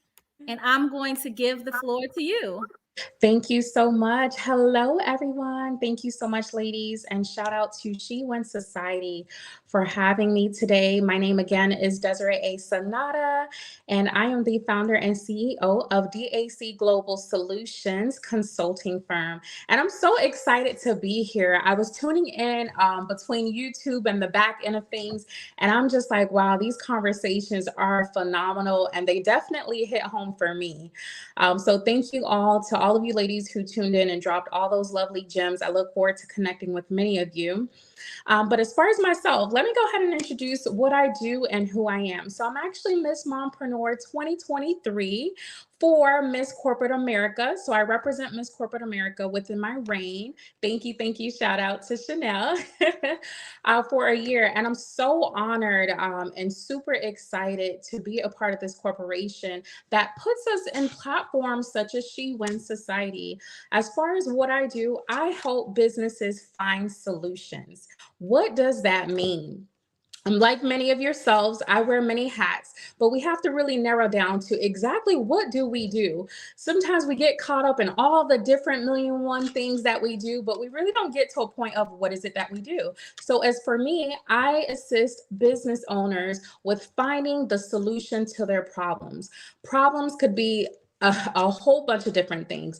Maybe why you're not making money, or just like the last panel stated, how do you intentionally network? I notice even within my mentorship and coaching, a lot of my mentees struggle with the confidence in networking, as that is very, very important and it's key to the success in your business. So as Miss Mompreneur 2023, I have the ability to get into many rooms to network with many women like yourself. And through that, it's just literally having the confidence in who you are and what you do, and just narrowing it down to exactly what it is that you can do to help someone in business. That's just what it is. So I'm excited to be here again. And just to let you guys know a little bit about myself personally, I am a mommy of 2 beautiful children. I have a little 1-year-old baby boy. I have an 8-year-old daughter, and I have a husband of 9 years. Whew, I cannot believe I've been married for 9 years. But most importantly, I'm a woman of faith. What sets me apart from most mentors and coaches is that I like to incorporate faith in everything that I do. My life will not be the same without Jesus. I'm straight up and straightforward. You need faith, you need confidence, you need empowerment in order to help others and serve your clients and just to simply show up for yourself. So throughout my reign of mompreneur, I'm helping different women from the business sector as well as from a personal sector. There's a lot of women who do not know what their purpose is. They're either at a 9 to 5 or they're stuck in their business, not understanding that the reality of their business is that it's tied to their purpose. So throughout my reign, my goal is to just help at least 100 women by the end of next year, well, middle of next year, to just discover themselves, whether that's in business, motherhood, how to become a wife, how to live a successful, prosperous, peaceful life. And I'm just, it hurts my head and it hurts my heart when I see that our women are struggling from depression and anxiety. So as I begin to build my businesses, I noticed there was a need to incorporate prayer and faith and scripture, because in reality is we don't always have the answers, but sometimes when you just tie it into a scripture or you tie it into prayer, it can be life-changing. It can be that breakthrough or that confirmation or that reassurance that someone needed just by your prayer. Sometimes it's not all about the business. Like I heard one of the ladies say earlier, sometimes it's just, do we need to have a cup of coffee or tea? Do you need that mentor? Do you need that coach to help you cross over to your next and discover your purpose? So I'm a people's lover and I would say kind of an introvert, but when it comes down to doing God's work and doing business, I am definitely the person to do it. And I'm a huge advocate in helping primarily women, but I help both men and women just really discover their purpose and just be confident, to help them become confident in walking that out. So as far as Miss Mompreneur and Miss Corporate America, we are getting ready to find and crown the next queen. So those of you who are watching, listen, you don't have to be like this pageant type of person, but if you have any type of interest of becoming a queen and just being in a reign of spreading love, joy, influence, please connect with me. I would love to help you and walk you through the process of becoming our next queen. Miss Corporate America is an amazing platform that crowns women, that gives women the opportunity and the extra push that they need to go throughout different rooms such as She Wins Society. So if you're interested, I would love for you to connect with me. I'm actually going to drop my IG handle, which is Miss MRS, which is my name, just as you see it on the screen, Desiree A. Sonata. Again, on Instagram, you can follow me at Miss MRS Desiree A. Sonata. Shoot me a DM, click my links, check out what I do, and I would love to give you more information about who I am, what I do, as well as if you're interested in becoming the next queen, I would love to help you and walk you through the process. And that's pretty much it for me, ladies. Thank you so much, Desiree, for coming and showing up, not only just for yourself and your business, but also for the Miss Corporate America pageant, which we love very, very, very much. Shout out to Anissa King for the work that she is doing with you all. I'm definitely grateful that she has connected us to you. So we'll definitely be sure to stay connected with you and keep up with all that you have going on. Absolutely. And I'm typically within the Atlanta area, so I'm so excited. I will definitely come and support and show you all some love. I was just there last weekend, actually moderating an event. So yes, we'll definitely connect. Yes, let me know next time that you're here and I'll keep you updated if we have anything coming up. So hopefully you can show up and be live and in person represented for the Miss Corporate America pageant. Yes, absolutely. Thank We're you. Have a blessed day. Thank you so much for the time. Bye. All right, ladies. I don't know about you all, but I am so full. Like, I'm here and I'm hosting, but like I'm trying to retain some notes. I know I have to go back and watch this whole thing again so that I can just be in the audience and taking my notes. But I'm so full, like of emotion and joy and gratitude. I absolutely love this space. I love our sisters. I want to thank everybody who has come on here already for your time today and your energy and sharing your wisdom. It's so appreciated. We're getting ready to go into our last panel, which is so bittersweet because I'm not ready for this to be over. But I am going to go ahead and bring to the stage Chelsea Speaks, Rhonda Brunson, Chanel Royal, Carolyn Hayes, and Miss Trucking in High Heels herself, Megan Cole, for our last panel, which is how to build a genuine and supportive sisterhood. So we've talked about a lot of things today. We've talked about how to overcome heartbreak and disappointment from past female interactions. We talked about how to network effectively and follow up. Now we're going to talk about how to actually build a genuine and supportive sisterhood. And every single woman that I have selected for this particular panel has been very good at doing that. They exemplify what sisterhood means. They have also created some of their own platforms. We got Tata Tuesdays in the house, which Rhonda is going to tell you more about. We got Women Are Dope in the house. And Chelsea's going to tell you more about that. We got Trucking in High Heels here. And Megan's going to tell us more about that. And Carolyn with She Got Up movement. She's going to tell us more about that. And then we got Miss Chanel Royal with Coach Me Royally. And she is out here, listen. I'm just going to do this shout out for my sis. Sis has been crushing it on Instagram lately and TikTok. I have just been getting my whole life watching her social media. I just wanted to say that out here in public. Sis has been getting it. So make sure that you definitely follow all of these women. And I'm going to go ahead and change the banner out. Oh, it's already changed. Okay, good. So y'all can see who you need to be following. All right. So I am not the moderator in this case. Let me go ahead and switch that around. Boop. Okay. So Chelsea, I'm going to go ahead and let you take it away. Hey, ladies. Thank you so much, Andromeda. I'm over here. I know y'all doing the same. So we'll jump right into it. We'll go over our panel real quick. So it gives me great pleasure to announce Miss Andromeda Rahim, founder of She Wins Society and Master Life Coach. Would you like to introduce yourself? Well, hey, y'all. Hey again. Hey, sis. Hey, y'all know what I like to say. Hey, sis. Hey.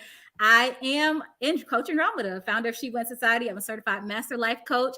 And as you all can see, I love women. I love celebrating women. I love creating spaces for women to get together, to have real meaningful conversations. I am an introvert, whether y'all can believe that or not. But the most important thing about me as an introvert is I don't like small talk. I like real conversation. So like Kanisha was saying earlier, please don't hit me with the hi. Like, what are we talking about? What are we having to talk about today? You know, like I like deep, meaningful conversations. I like to make meaningful connections with other women.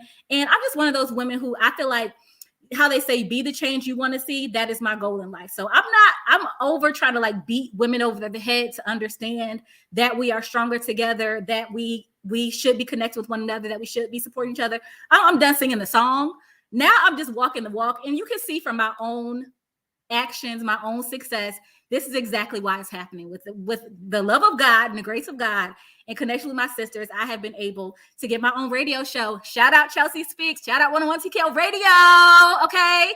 Because of connection with other women, I have been featured on television shows like the Sandra Show. I have been featured on magazine covers because of my connections with other women. So I'm not going to keep singing a song. I'm just going to walk the walk and talk the talk. And then y'all can just see what happens. In that order. Yes, ma'am. Okay, we are introducing Carolyn Hayes, certified Master Life Coach. Hey, everybody. Can y'all hear me? Yes. Okay, first of all, can I just say that she is arriving because she is on this panel. Okay, I had to say that real quick. Hi, y'all. I'm Carolyn Hayes. I am the founder and CEO of Carolyn Hayes Consulting, and I'm also a certified health and nutrition coach. And I have a beauty, health, and wellness brand called She Creates Beauty. I love it. Come on, earrings. I don't know about y'all, but I was staring trying to see what those tassels. Yeah. Yeah. All right, we're gonna keep this thing moving. Introducing Chanel Royale. Hey, Chanel, self-relationship certified life coach. Yes, thank you so much. I hope my sisters can hear me. So as Chelsea said, I am Chanel Royal. I am a certified life coach now for self-relationship. I am a full-time corporate baddie, I guess I would say, but overall, my passion and my purpose for living life intentionally has led me into being a certified life coach. And what I do is I teach and help high-performing women to discover and rediscover themselves through intentional, practical steps that we put together, getting together and working out what exactly they value in their lives and having meaningful conversations. I am very passionate about my relationship with God, so He leads me in every connection that I have. And I'm just excited to be here. Sisterhood for me is a topic, honey, that I am ready to talk about. So thank you so much for having me and putting me on the stage. I love it. I love it. And next we have Megan Cole, founder of Trucking in High Heels. Come on, Trucking in High Heels. Hey, y'all. Hey, can you hear me, sisters out there? We can hear All you. right. Well, thank you. Well, first off, I would like to thank you, Andromeda, for having me today and all the sisters on the panel. I am the founder, CEO of Miss Truckin' in High Heels, former foster child from foster care to CEO, trailblazer out here in the streets, helping women become entrepreneurs. I am a small business coach at our local college here in Illinois, Wabanzi. I am a mother of two handsome young men. I am a food truck owner, all things transportation, anything with wheels. I am out here helping women get those wheels turning to break barriers in this industry, no matter the barrier or the obstacle. Let's go, ladies. Let's keep trucking and don't let nothing stop you. The motion is real. Tell me about yes, Lord. And I'm here for it today. last on our panel is the wonderful Rhonda Brunson, founder of, is it Tay Tay or Tata? Because I ain't want to mess that up. Tata Tuesdays? Okay, all right. Hey, breast friends. My name is Rhonda. I am the leader of Tata Tuesdays, a movement I started when I was diagnosed with breast cancer last year. I rung the bell on September the 6th, but right now I'm cancer free. But I brought a whole bunch of women and we're fighting cancer together. Listen, I'm ready to get into this panel with these phenomenal women. Let's get into it, ladies. Our first question. We often hear women say that they are seeking genuine connections. Why do you think that some women have difficulty finding and creating them?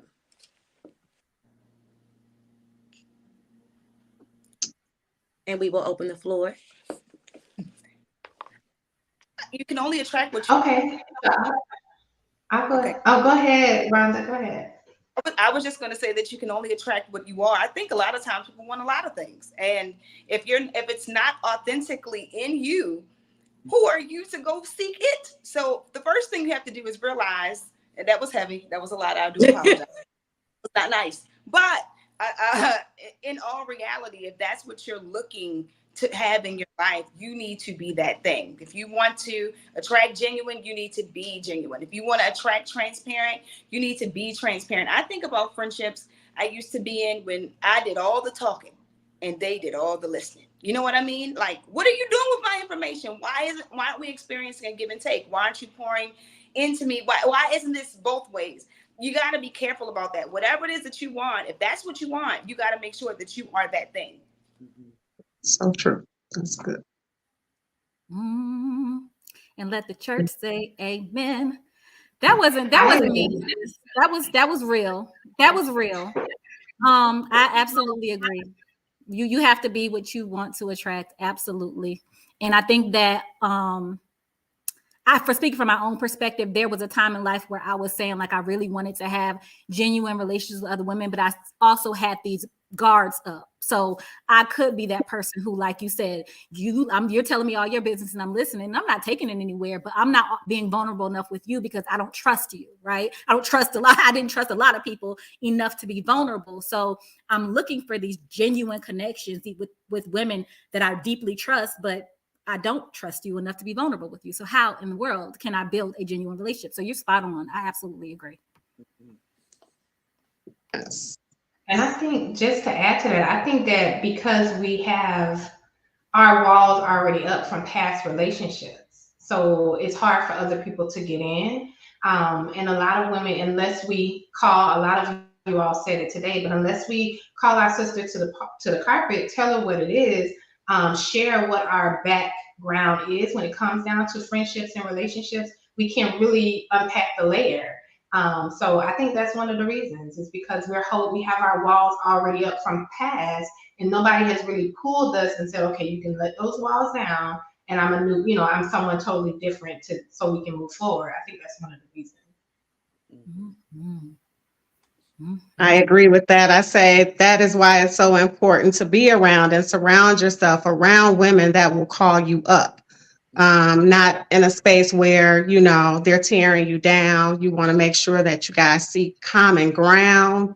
Common ground matters in building relationships in order for you to become vulnerable, to give them access to all of you. And that is so hard in giving another woman the space in your heart to even become close to you. So I would just say, surround yourself by those that are going to continue to call you up and build you up. And I'll add that some of the difficulties in finding is creating, coming from societal pressures, because they encourage, surface level interactions or competition instead of collaboration. And fear of vulnerability, like Andromeda said, may also play a role, making it challenging to open up and connect on a deeper level. And I'm big on collaboration because, when God called you into a space, you have to collaborate in order to grow.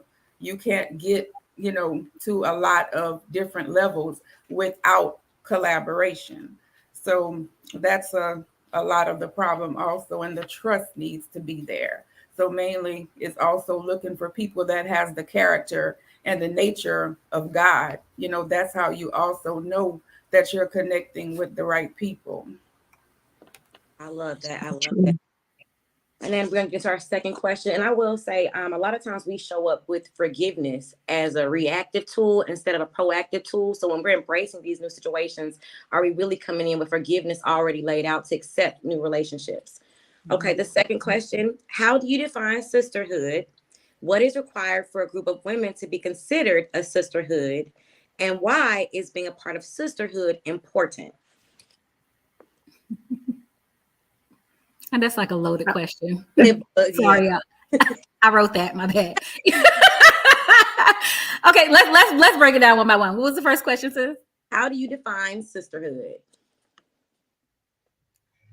So sisterhood for me is, the dictionary wording is true to me, that it is a group of women that have something in common, whether it be an organization, She Wins Society, we're trying to network empowerment, but it is of commonality. But sisterhood is also being able to have women that you're able to go to rely on.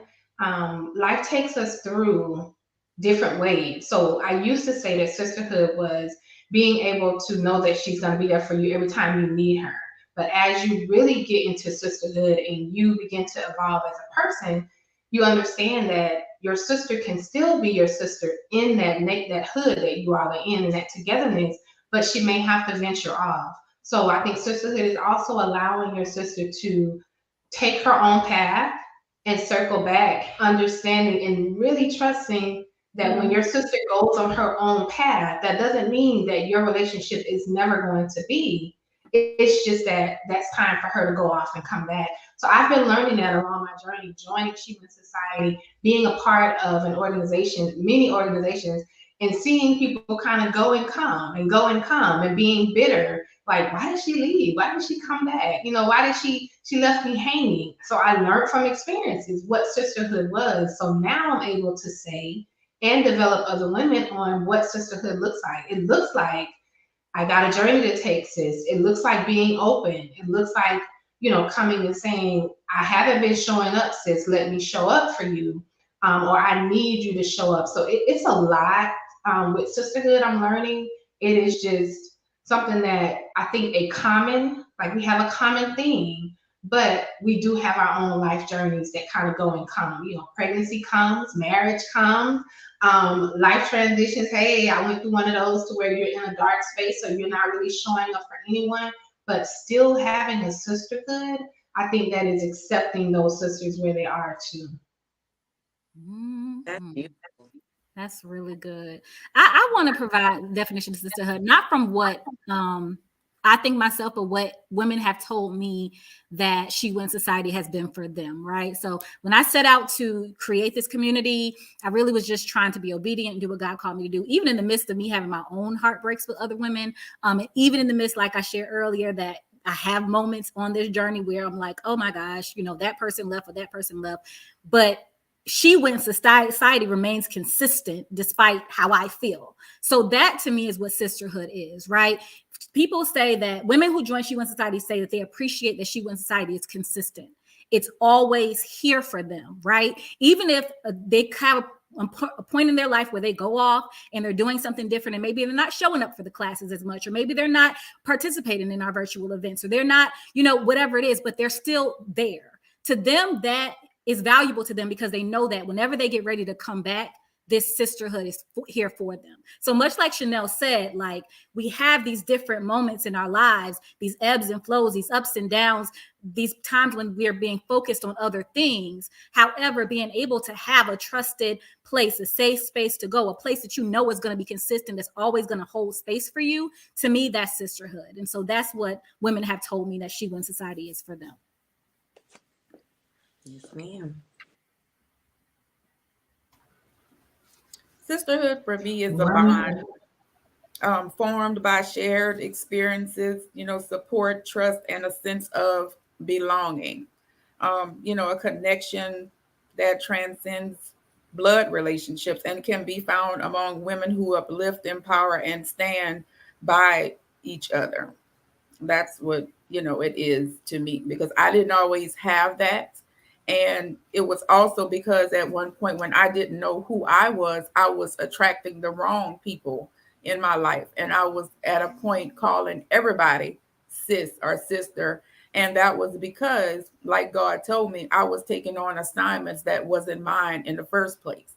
So once He sat me down and, you know, had me do that inner work, I was able to really start connecting and putting myself in different platforms and spaces like She Wins with people that were, you know, above where I was. And it got me to a level of confidence and real trust, because I had a lot of situations in the past where I was hurt with a lot of people that I called, you know, sister or friend. And this platform, you know, changed everything for me and showed me that, yes, women can support each other genuinely without any motives. Yes. And piggyback into what Miss Sonata said, prayer is everything when seeking out relationships in sisterhood. It's very important that you don't just truck through the storms alone. So you're looking for those women that can help carry you through these certain storms and these, you know, these barriers and these walls that you're trying to break down. So sisterhood for me is fostering collaboration, fostering authentic relationships, embracing the diversity, between us, the things that are not so common between us? And can I come back to you, when things are okay? Can I bag away from you when things are not okay and you don't take it personal? So prayer, you have to pray for those individuals, those sisters to come into your life that will help carry you no matter what storm you're trucking through. They know you, they get you, they understand you. And when you change, they don't change. They come to you and they talk to you. They hold conversations. They try to find out your whys, your hangups. What's wrong, sis?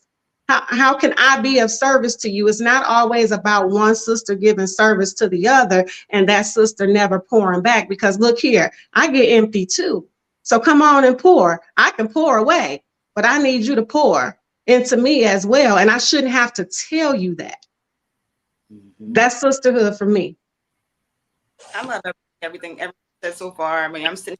Yes, this is awesome. This is sisterhood, and it sounds like my best friends. I try to create a group of women that when you go missing, we check on each other. And I don't think I understood the value of that until I got sick, because you get quiet. You get in your own thoughts, you get in your own way. You feel like you're being a burden sometimes. You don't want to overwhelm people with your own stuff.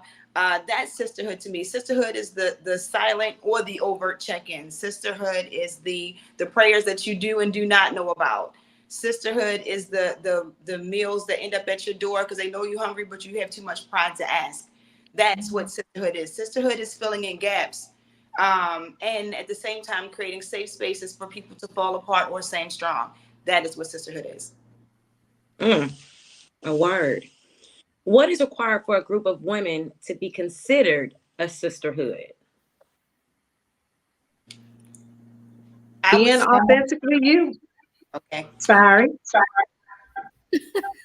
Being authentically you, bringing all of you. Like, there should be no parts unturned when when you're trying to be my sister. Like, I need to know who you are. So no parts unturned. Mm-hmm.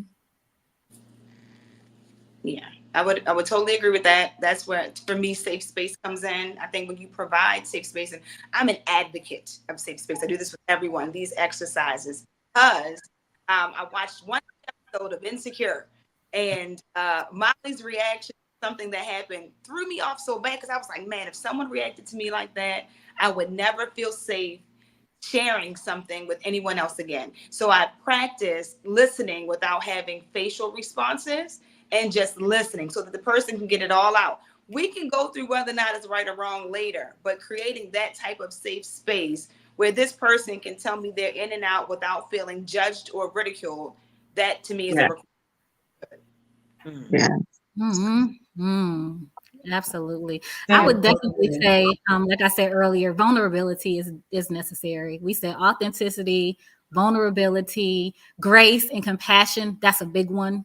That's a big one. And communication. Like, I know that communication is not on the list of like love languages, but it's mine.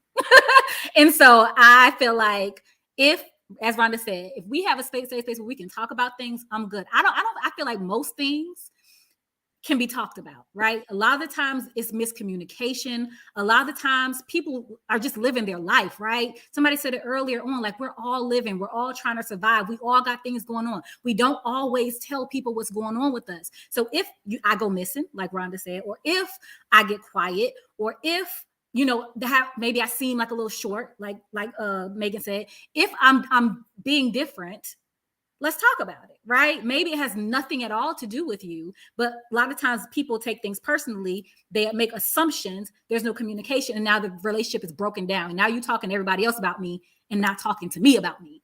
And so that is definitely one of the biggest things about sisterhood. We got to be willing to talk to one another, and in that talking, right, being able to receive when somebody is saying or giving us some type of critique or criticism, right? As long as it's coming from a place of love. Mm-hmm. That's Yeah. good. I want to add to that. That was two. I want to add to that one of the reasons why sisterhood is necessary is because most of the time sisterhoods are going to encompass at least more than one person. And so there have been recent instances where women in my life have just not had the capacity to tell me, to verbalize that I am breaking. Like they have wanted to just say, you know, I need help, but they would not say it. And so I feel like sisterhood is necessary, because in that moment, there were moments where, because I was in an uncomfortable space, or I was in a space where I could not really fully show up for her, someone else can. So I think sisterhoods are necessary so that we can help, because some of us will tell you what it is, and some of us will not, because some of us are already doing the work and we know how to share and vocalize. There's so many women, so many of us that don't know how to vocalize, that it actually don't got nothing to do with being on time. It got to do with it. For the last couple of months, I have just been needing a moment, and won't nobody give me a moment, and nobody can see that I'm about to break. So I feel like sisterhood is needed, because if I'm not there to be able to pick you up, you know, Andromeda shared, there's been moments when she's been like, I ain't got it. But She Wins Society, we literally step in the gap.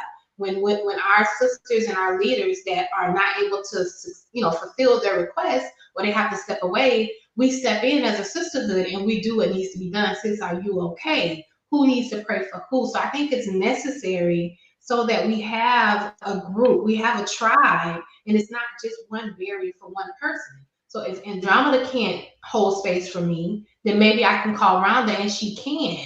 You know what I mean? She's a lot stronger in that moment. So it's necessary, because we need more than one. It can't just be me, you know, me and Chelsea. It has to be a lot of us, so that someone can be strong. So then we don't feel like, oh, I don't want to be a barrier, because I know my sis Andromeda going through something, because she just got out of the hospital. So let me go here. But when we have a group of us, when we make it 1,000-fold, 10-fold, someone in that group, if there's not just one, it's gonna be strong enough to carry the other one. Yeah. Sisterhood to me is back in 2021 when I almost died, and She Wins Society, they were praying for me. That's what sisterhood is. I was in the hospital 14 days and they were bombarding heaven on my behalf. That's what sisterhood is. That's what real sisterhood is, because I'm usually the one, you know, that prays for everybody and all my friends. And at that time, I needed people to pray for me. And that's exactly what they were doing. And they're more than sisters, they're family. They're family. That's what sisterhood is, because they become family to you. And it's genuine connection. That's what sisterhood is to me. Yes. Yes. I'd like to piggyback on your word, Andromeda, grace. Grace and sisterhood is definitely something that we have to take more serious. Because when a sister, you know, is not herself, are you going to judge? Are you going to reach out?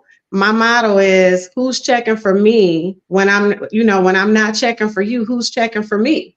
You know, you need those sisters that can do that. So the model of grace, just, it fits it so well, given that, you know, giving grace in relationship and communication, big on that too. So doors are always open for me to be your sister. Y'all, this panel's so good, I'm losing sight of my questions. All right, here we go. We keeping it up. Number 4.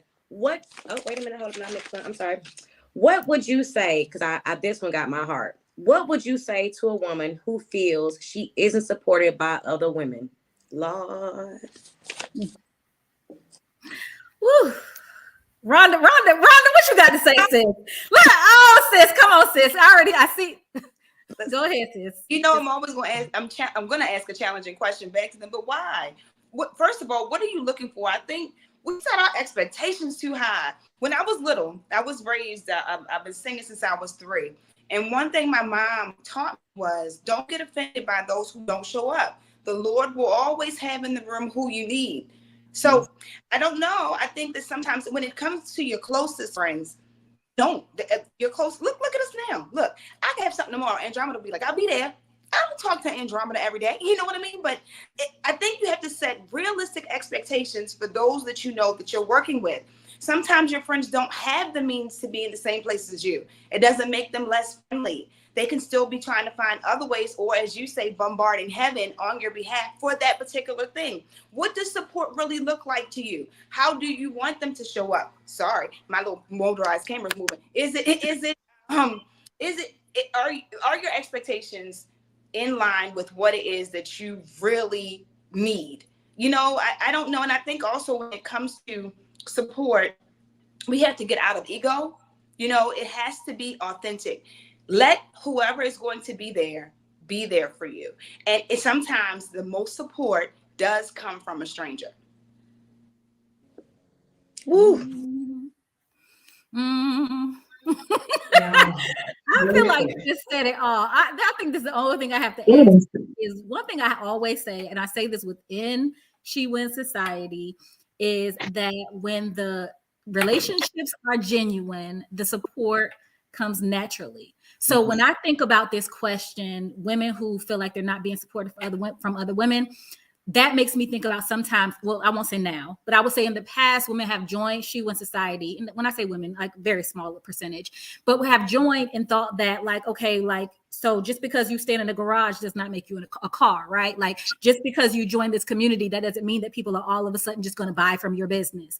We don't know you, sis. The same things apply. You have to build relationships with people. You have to be genuine and authentic. People can tell when you're not being genuine and authentic and you're just trying to get them to purchase your product or your service. So it's really about you moving through life in a genuine and authentic way, because I'm one of those women. I've seen other women who they just show up and they're just trying to walk in their purpose and they're just trying to be good people. And the support that they need always shows up. Like Rhonda said, it might not be necessarily from their close circle of friends or from their family, but the support always shows up. There are so many women who have supported me in my journey just from watching me, like seeing the work that I do and say, hey, Andromeda, I want to feature you on my magazine cover. Hey, Andromeda, I want to give you this opportunity or connect you with this person that can put you on TV. Like just because they see my genuine heart for women. So if you are, again, being a genuine person and you're supporting other women, there should be no reason why you're not getting support.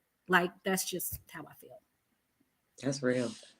I agree. I just want to add one thing. You all, like, Rhonda and Andromeda hit it right on the point. Only thing that I would say to a woman that feels like she's not being supported, it's a pain point for me. I mean, it's probably a pain point for all of us, but what I would say to her is, I get it. I understand. But take a step back, because when I learned from my experiences that I actually was being supported, but what gets us is our mind tells us that who I said should be supporting me, this here good pencil, needs to be who supports me. But when we take a moment and just reflect and think about, okay, was I really supported? Who came to that event? Well, Tamika did come, but Tamika been there for 12 years. But he didn't say everything that you want is going to be how you want it to be. So I would tell her to take a step back and reassess. Sometimes God gives us the support that we need in a way that we don't even notice it until we go back and look at it. So make sure that you're not being supported. Is it your mom? Is it your cousin, your baby cousin that keep coming and keep showing up and wants to help you put together your table? Is it that one? So I would tell her to look at that, like, are you sure you're not being supported? Or is it who you want to support in that moment that's not supporting you? And that's not your issue, that's not your battle. You just asked for the support and God gave it to you. So I would say just pay attention and make sure, I get it, but make sure that you truly are not being supported. Can I add one thing to what you said, if you don't mind?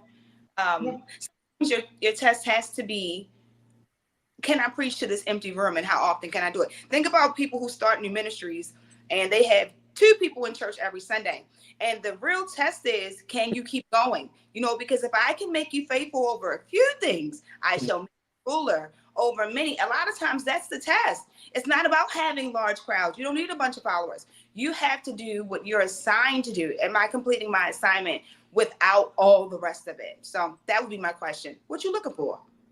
Yes. And I have to say something too, really quickly, based off of what Chanel said. I just want to give a quick shout out to my uncle-in-law, right? Just in case he's listening. He says he's my number 2 fan. This man comments on every one of my posts. He tells me, girl, you're doing your thing. Matter of fact, he walked up in this house today with 101 TKO radio app downloaded on his phone, listening to the music playing. I'm not even on, but he know I'm on the station. So now he's tuned into 101 TKO radio. I love that Chanel said that, because again, sometimes you have plenty of support. It might not look like that woman over there or that close friend or even that family member, but there are people who are supporting you. Pay attention to those. So good, sis. That was good. Yes, and I'll piggyback off of that. Pay attention to those that are paying attention to you. But for me, I am like so free spirited, so I can have a relationship with 10 women over here, 10 women over there, and understand that from this 10 women over here, this crowd, I may not get support, but from these women over here, I might get support. So like Rhonda said, not putting your expectations into people, places, and things. You have to truck through, each crowd, each audience, and find your tribe. And not every group of women that you surround yourself with is going to be your tribe. You'll know who, and you can still be genuine and cordial with the women that don't support you. That's very important. Understanding expectations and removing those, expectations. Ooh, y'all preaching today. And I'll add with the shared passions and shared values. And I'm not talking about trauma bonding. I'm talking about real shit, because that's a lot, how people get into, fake friendships, because it's trauma bonding. Now, if you're growing together from the trauma, that's different. You can't stay there. It's also a choice. But it's the shared passions. Like I said before, I got into the coaching space.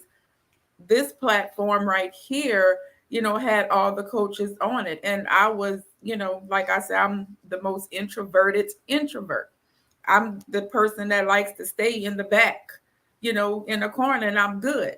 But Andromeda was always the sister that was texting me, and saying, sis, I see you. Keep doing what you're doing. You are appreciated.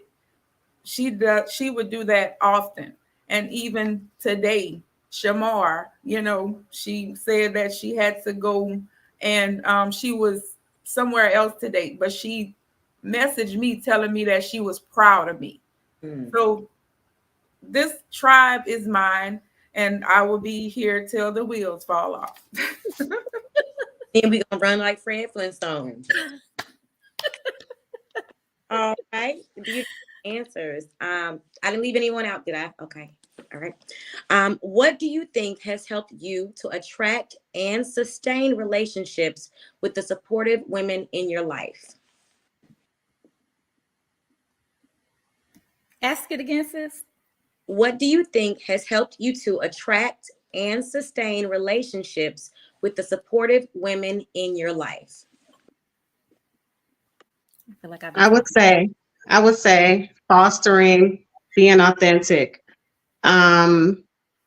losing ego and becoming vulnerable in spaces. And She Wins has definitely been a part. Andromeda, and talking to her personally, it's like, girl, you can let your hair down. You can just be who you are. You can be yourself, and when you have that feeling, it's easy. It becomes natural. I agree. I would say the same. Like I am me. I am myself. And so I tend to attract women who are not exactly like me, because I feel like I'm surrounded by a very diverse group of women, but it's the character, which we talked about earlier on. I'm surrounded by women who have integrity. I am surrounded by women who have compassion for one another. I am surrounded by women who are confident in their authentic selves. I'm surrounded by women who don't mind celebrating you or pulling up seats for you at their table. Like all of those things, when I look out at the women that I'm surrounded by, I feel like they are a reflection of me, and I am a reflection of them. So I've attracted relationship, like I've attracted my tribe, which is easier to sustain those type of relationships because we're similar, right? We don't have a lot of tension, a lot of stress, a lot of things going on because I'm a kind of an easygoing person, and so are the women around me. Like, we're not putting all this weird pressure on each other and these strange expectations of one another. We are like literally just living and doing the best we can and supporting each other when we can, and that works for us. I think that my magic is transparency. High or low, hair, no hair, boobs, no boobs, you're gonna get it. And I think that because I come off that way, it makes other people comfortable. I think that when I had a whole bunch of followers on Instagram before they took my page, people would make assumptions about you. Oh, she must be this way. And then you meet me and you'll say, oh, she really was nice. She had a good time. I think being authentic and being who you post to be is very important when it comes to creating bonds. When people know that, I love knowing what I can and can't say about a person. So if they say Andromeda this, no, my sister shouldn't do that. I know her. You know what I mean? Because she's so consistent in her movement. Her authenticity is so transparent. You already know what to expect. And I think that definitely helps when it comes to creating bonds with any women, because they already know what to expect from you. Okay. So good. That was so good. I think for me, that just really being intentional about the relationships that I have, and then being intentional about how I am with myself, being true to who I am. Like, what you see is what you're going to get. Sis is passionate. By the time you finish with her, you're going to have your tissue. You're going to have your pen and your paper. You're going to be like, dang, I didn't think about it like that. But that's truly who I am. And I accepted that. So I think that is what has really helped me to sustain relationships in my life, because that's just who I am. I'm going to call you and we're going to go deep. I'm not going to let anything be surface level. I'm not surface level. And I used to try to be, hey, how you doing? I'm good. But then after a while, I was like, no, that's not who I am. I can say, hey is easy, but what I want to talk to you about is deeper than that, especially when God calls me. So I think too, I don't move unless I'm told to, no matter if it's a confrontation, we need to have a conversation, or I need to love on you more. It has to be guided by God. And I think that's really what helps me to sustain relationships. Yeah. I'm gonna even say being responsible for your own healing. When I got responsible for my healing, I was able to attract healthier relationships. So I just wanted to throw that in there. I'm getting serious about just healing those broken parts. It's really helping me sustain. Anyone else? All right. Last question. One of my favorites. What have been the benefits of joining communities like She Wins Society?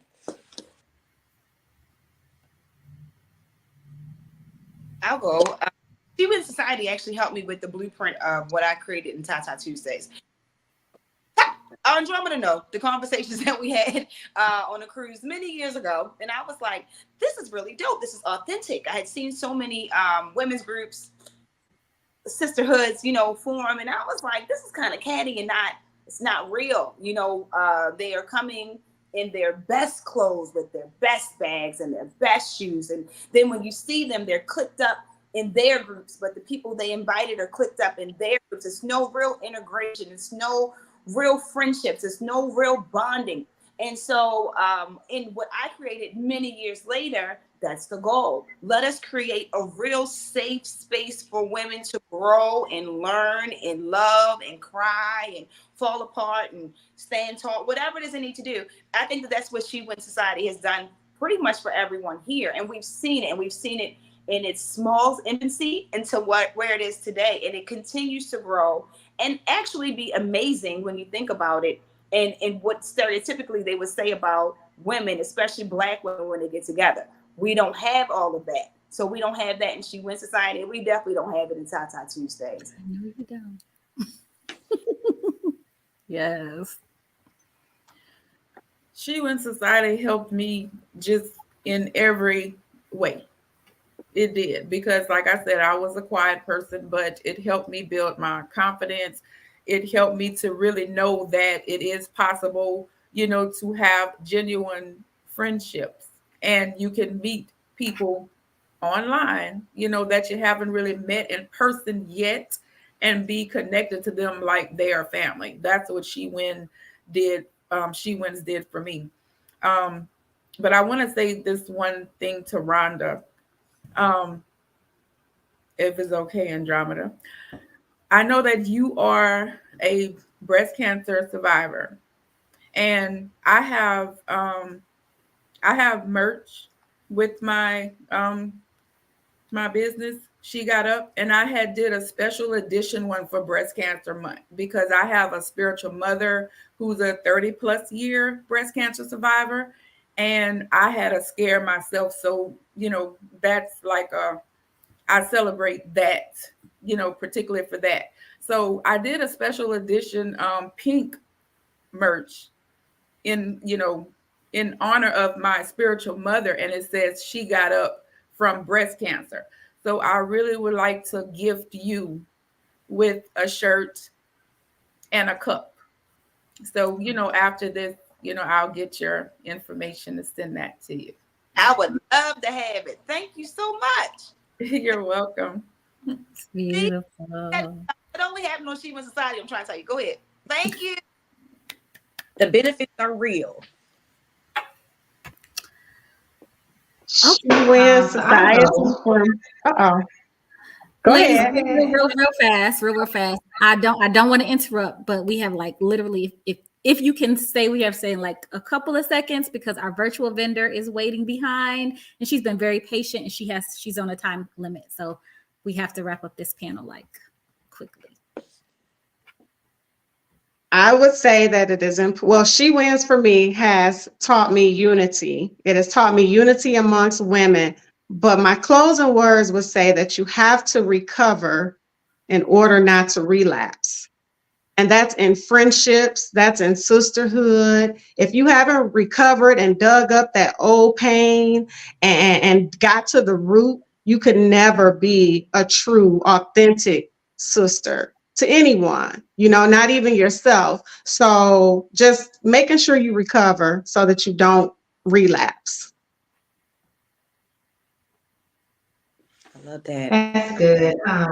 So yeah, just pretty much being a part of She Wins Society has allowed me to show up in every area of my life when it comes down to doing business, to meeting other women, to carrying out the gift, the calling, to breaking down barriers of thinking that no other woman can really be who I would need her to be to me.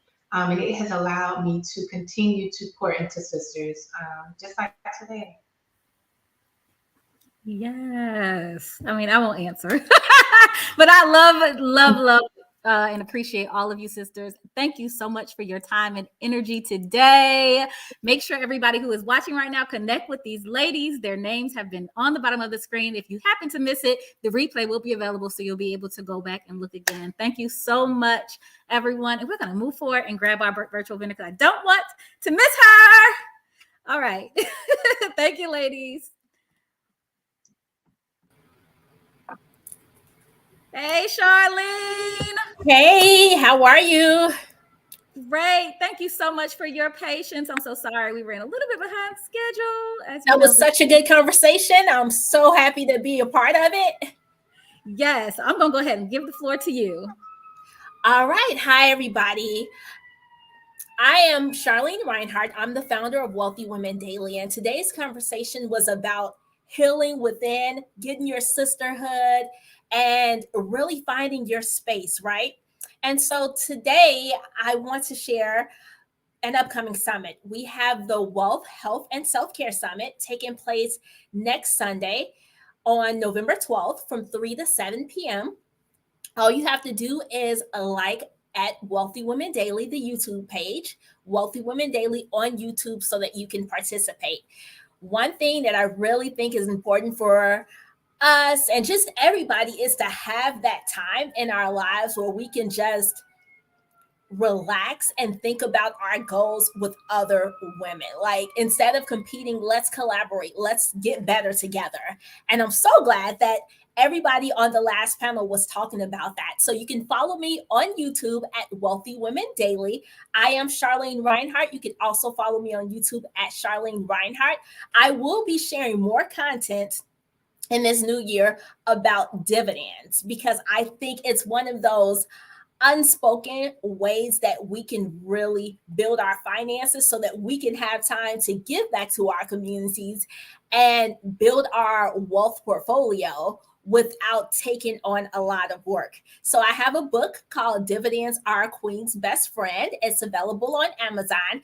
If you've always wanted to learn how to invest and are afraid that you may lose some of your money if you invest, I want you to consider dividends. Dividends are an extra stream of income that you can get from your investments. And typically retirees take advantage of this because they're on a fixed income and they don't work anymore. And so dividends provide them with that recurring stream of income in order to sustain themselves. But the earlier you start, the better you'll be able to build your dividend portfolio over time. So check out my book, Dividends Are Queen's Best Friend, on Amazon. And I would love to see you at the Wealth, Health, and Self-Care Summit. We will have speakers talking about health and self-care, and I'll be talking about how you can build your dividend portfolio so that you can have that time back in your space to do those things you love with the people you love. Thanks for having me. Thank you so much, Charlene. We appreciate you. Dividends Are a Queen's Best Friend on Amazon, right? Yes, it's on Amazon. And we get to the Wealthy Women Summit, how? Yes, you can like the page on YouTube. It will be on YouTube next week, Wealthy Women Daily YouTube page. Wealthy, I'm going to put that in the comments so we have it. Thank you again, Charlene. We appreciate your time today. Thank you so much. Have a good one, everyone. You too. Bye. All right, y'all. Make sure y'all go and like the Wealthy Women Daily YouTube page.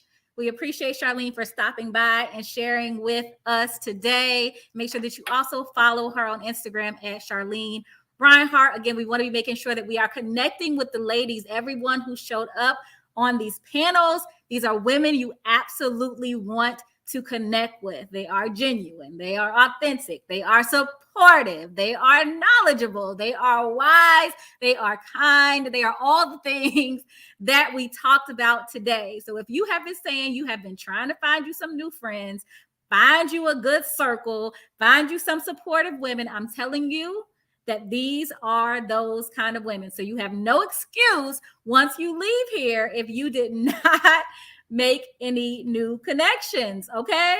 But also know, like we talked about too, you have to make sure that your vibe is in alignment, right? You want to make sure that you're compassionate and supportive and kind and respectful and all of the things too, right? Okay, so moving on to the next part of our program. If you have been rocking with us from beginning to end, shout out to you. We are now getting ready to go into our giveaways. So your hard work has paid off, sis, right? Your time, your investment in yourself today, being here, being present in the moment has paid off. So now we are going to do some giveaways. Okay, so I'm going to I know Chanel, if you are still on, if you're still listening, if you would like to come back into the broadcast studio to talk about your giveaway, you can. If not, I am happy to do it for you, sis. Brittany, same for you. And Carolyn, same for you. But for right now, because Essence is in the building, she's already back here ready to go. I'm going to go ahead and bring Essence English back to the stage. And she is going to tell us about the giveaway that she sponsored, which we are so appreciated for. Hey, sis. How are you? I am good. How are you? I'm so well. Like, this has just been amazing. I'm so proud of you. I'm so proud of She Wins Society. I'm so proud of all of us in this room taking up space. It has just been such a beautiful experience. So thank you so much. I love She Wins Society. If you have not joined yet, join right now. Yes. Thank you, Essence. And you do. You show up for this sisterhood. I just have to say, like, I'm going to shout it out because I feel like it needs to be shouted out. Essence like does all the things. And not that I have any expectations of anybody to do anything, but Essence, like she's gonna put She Wins Society in her bio. She's going to like recap videos whenever she joins us for our mindset sessions, winning mindset sessions. She's going to like repurpose all the different content when it came to the event. Like she did all the things. And I just want to say that I see you, sis. Like I see you and I appreciate you. Thank you so much for the energy that you give to this community and to your sisters and to just everything that you do. You do it with excellence. So I appreciate that. Likewise, it's so honorable to hear that from you so much. I guess I'll get into my giveaway because I'm super excited to give away something from my business, Brands Endeavor, a brand and marketing consultancy for entrepreneurs who want to build a strong brand. So we are giving away, drum roll, drum. We are giving away one 30-minute consultation, which is a value of $250 to one lucky woman who wants to build their brand for long-term success. This consultation is perfect for an entrepreneur who's looking to enhance their brand presence or improve their marketing strategies. The consultation will be with me, your brand bestie, and the brand marketing expert. So I'm really here to help you achieve your goals. Now, if that sounds like something that will benefit you and you are ready to win, I'm just going to go ahead and ask you a question, and all you need to do is answer it. The question is, what specific challenges or goals do you have for your brand's long-term success? So go ahead and answer that question, think about it, and I'll go ahead and pick out one lucky woman to win this consultation. Again, I'll go ahead and repeat the question one more time for those of you in the back. What specific challenges or goals do you have for your brand's long-term success? And even if maybe you're not participating in this giveaway, ask yourself that question anyways, because it's really, really important. Some of the ladies brought up on this, panel about the power of your brand and knowing who you are when you walk into the room. So let's see, do we have any entries for the giveaway? A brand and marketing consultation with Brands Endeavor.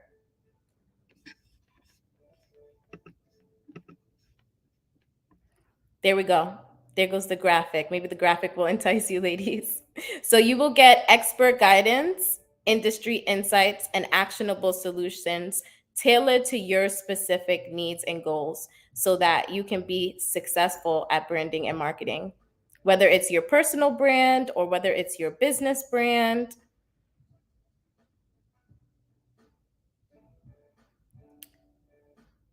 Indiana said, to bring books of other self-help authors and help the market and promote. Alrighty, Indiana. Well, since you have participated, I'm going to go ahead and give it to you because you were brave enough to come on the chat and go ahead and share your goals. So, Indiana, you have won the consultation with Brands Endeavor, and I am so excited to meet with you. I will go ahead and get your information, Indiana, from Andromeda and go ahead and email you by Monday, okay? So congratulations. Thank you, Andromeda, for the space and for the time. We are so appreciative for She Wins Society. Thank you, Essence. Congratulations, Indiana. So actually, you know what? In order to streamline this so it doesn't have to go from me to Essence, will you please share your email address if you're comfortable with that? I don't know if you want to share that. Not okay. Well, you can share your email address here. That way, actually, if anybody else is interested in that strategy session that we just shared, you can also email Essence to get some more information about that, just in case you have Twitter fingers and you didn't get it out fast enough. So when you share your email, Indiana, go ahead and write it down and then reach out to Essence so that you all can connect. Okay, so my email is essence, ESSENCE, is right here on the screen at brandsendeavor.com, also here on the screen. So essence at brandsendeavor.com. And for any lovely ladies who are looking for a consultation in branding and marketing, just check us out at brandsendeavor.com and we'll be happy to help. Thank you. Right there, right, sis? Essence at brandsendeavor.com. All right, you guys reach out to Essence if you need some help with your business branding. Thanks again, sis. We really appreciate you. Thank you. Bye. All right. So the first giveaway. Congratulations again to Indiana for winning. Greta, welcome to the sisterhood. Greta says she just joined. We are so happy to have you, sis. Okay, so I see that Chanel and Carolyn are backstage. So we're going to pop in and bring Carolyn to the stage. Carolyn Hayes Consulting is one of our sponsors as well for Stepping in a Sisterhood, Cultivating Connections. And so Carolyn is going to be doing a giveaway, and I'm going to go ahead and share it so that you all can see what you're going to get. So one of the first giveaways is a t-shirt, a She Got Up branded t-shirt. Hold on, let me move that out the way. There you go. And then the second giveaway is a She Got Up mug. Ooh, isn't that pretty? Okay, so Carolyn, do you know how you want to do your giveaway? I do not. Okay, so how about we do this? Let's make it easy. How about you in the chat, like in the private chat, put a number. Put a number in the private chat so only you and I can see it. And then we'll see, depending on what number you put, I'll see. Put a number between 1 and 20.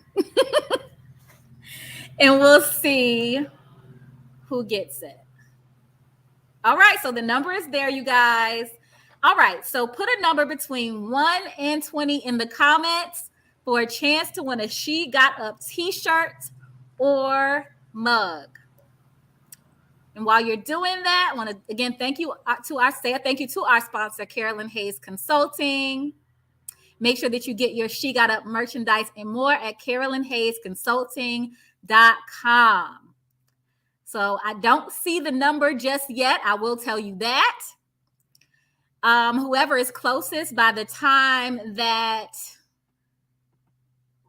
I'm just going to say do do do do do do do. Do, do, do, do, do. Do, do, do, do, do. Still don't see it. Do, do, do, do, do, do, do, do, do, do, do. Okay, so I don't see the number she selected. Carolyn, do you see it? I don't see it. So we are going to do the closest one to it. And I think the closest one is going to be, let me make sure. I don't see anything else come up before I yell it out.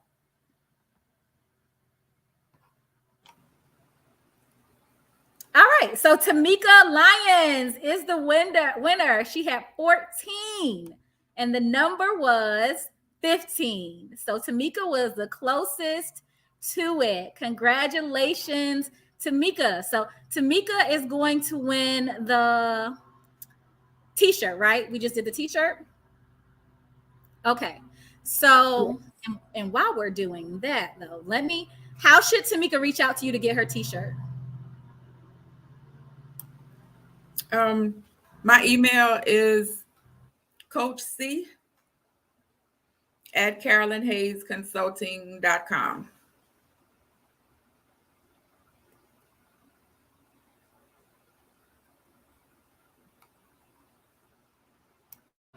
Sorry, I was just talking and I muted myself because they are mowing the lawn. That's Coach C. Did I have that right, sis? Yes. Okay. All right. So now we are going to go for the mug. Sis, go ahead and put another number in the chat. Oh, Chelsea had it. But Chelsea, you got to comment in the regular comments. We didn't see you back here in the private chat.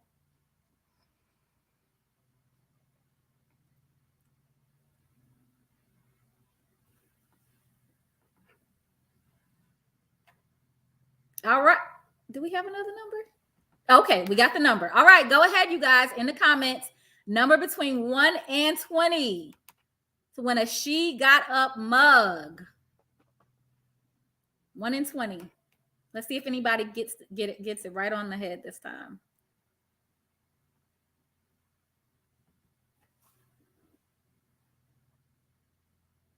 I see somebody's very close. I can't say who, but someone's very close. A couple of people are very close. Hint, hint.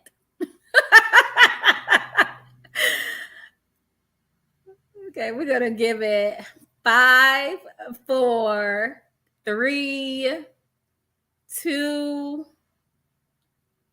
1. Okay, so nobody had it, but there were 2 people who were very close. So we have to go with the first person who was the closest. And that was Miss Tashawn Collier. The number was 4. Congratulations, Tashawn. You won a She Got Up mug. So make sure that you email Sharice. I really just like guessing numbers. Make sure that you email Coach C at CarolynHayesConsulting.com to connect with Carolyn to get your mug. Carolyn, is there anything else you want to share with us before you leave? Congratulations, ladies. That's all I have to say. This is our introvert sister, as she likes to say. I'm not claiming that. One day she's gonna come up here and she's just gonna be like talking our heads off. I'm speaking that into existence. Thank you so much again, sis. We really truly appreciate you. Also, congratulations to Rhonda, who's gonna win her pink version of the t-shirt. Do you have more pink ones, sis? I did. I sent it to you. I know. Well, yeah, I do have more. Yeah. You have more? Okay, so you guys make sure that y'all visit CarolynHayesConsulting.com to check out all the merchandise and check out as well Carolyn's coaching services. Thank you again, Carolyn. We appreciate you, sis. Thank you. All right. Let's bring Chanel Royale to the stage. Okay, so sis Hey, y'all. Hey, sis. I need to change the banner at the bottom. All right. So thank you to our sponsor, Coach Me Royally, for sponsoring something for us today. How do I get rid of this? Okay, get rid of this kind of comment. Okay. Thank you so much for sponsoring Stepping N2 Sisterhood, Cultivating Connections. We really appreciate you, sis. Do you want to tell the ladies what they are going to win? Yes, absolutely. So you lovely ladies are going to win one of my very first Write Your Wins journals. A little bit about this journal, and then I'm going to tell you to have your fingers ready. Have your fingers ready on the keyboard, okay? So I created this journal. It is about 100, I know the pages, 101 pages, specifically and intentionally because I was overlooking my wins. Everything that I've done within my brand and my business starts with me. So I was overlooking my wins. No matter if they were big or small, I just wasn't taking time to celebrate them. So I created a journal because one, I'm left-handed and it seemed like I can never find a journal that is going to give me all that I need. So I created one. So you will receive one. It is laminated front and back. I have it here in my hands. It is a spiral. You're going to receive one of these. The question that I'm going to have you all answer to win one of the planners is, journals, is going to be, give me in the chat, put in the chat one of your wins that you have recently celebrated for you. And the first person that puts a realistic win in the chat will win.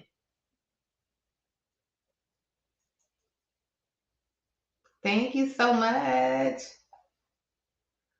Okay, I want that journal. We're talking about one win that you have recently celebrated for yourself. So tell us what that win is in the chat.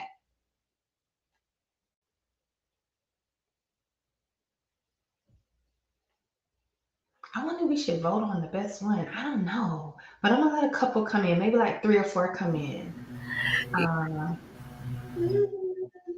Okay, so making my first sale from Facebook ads. Wow. Indian? There's more coming in, sis, just so you know. Not that Indiana can't win again. It's totally up to you. But okay. Indiana won something already if we want to spread the wealth around. But yes, congratulations. That is awesome. Yeah.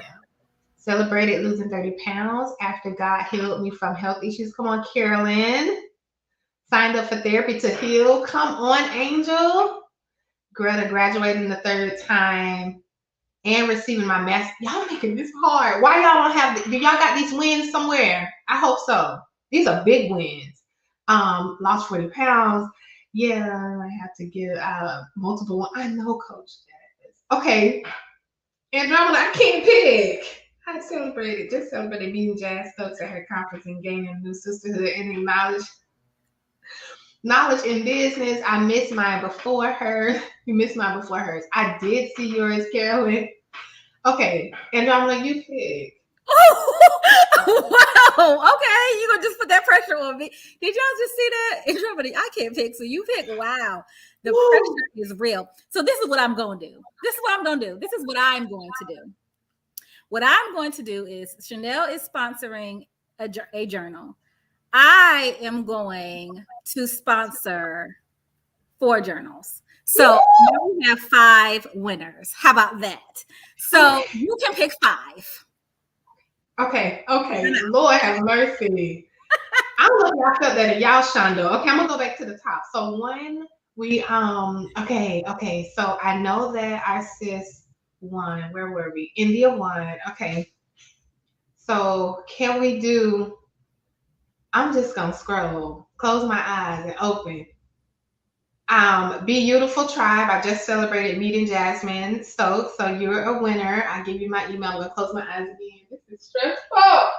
In case y'all didn't miss it, because she said it real fast. Be Beautiful Tribe. You win a journal. I feel like Oprah. You win a journal. You win a journal. Okay, who else? The second one I stopped on was Kimberly Snow. I started healing from the death of my son. I finally feel kind of good. Jesus. Whew. Kimberly Snow, you win a journal. Kimberly Snow, you win a journal. I had to push through. So next is I don't see anybody in here. We got Coach Jazz saying, "Now you pick. That was 1, 2, 3 is I see Keep Trucking. Oh, Keep Trucking Babes. You win one. Rhonda, you as well. I lost my sister 21 years to battle. I wonder if that's your win or was that a conversation, but I landed on your name. Okay, we're going down. And I don't see Kevin, so you better scroll back up. Okay, I'm going back up now. I'm going back up.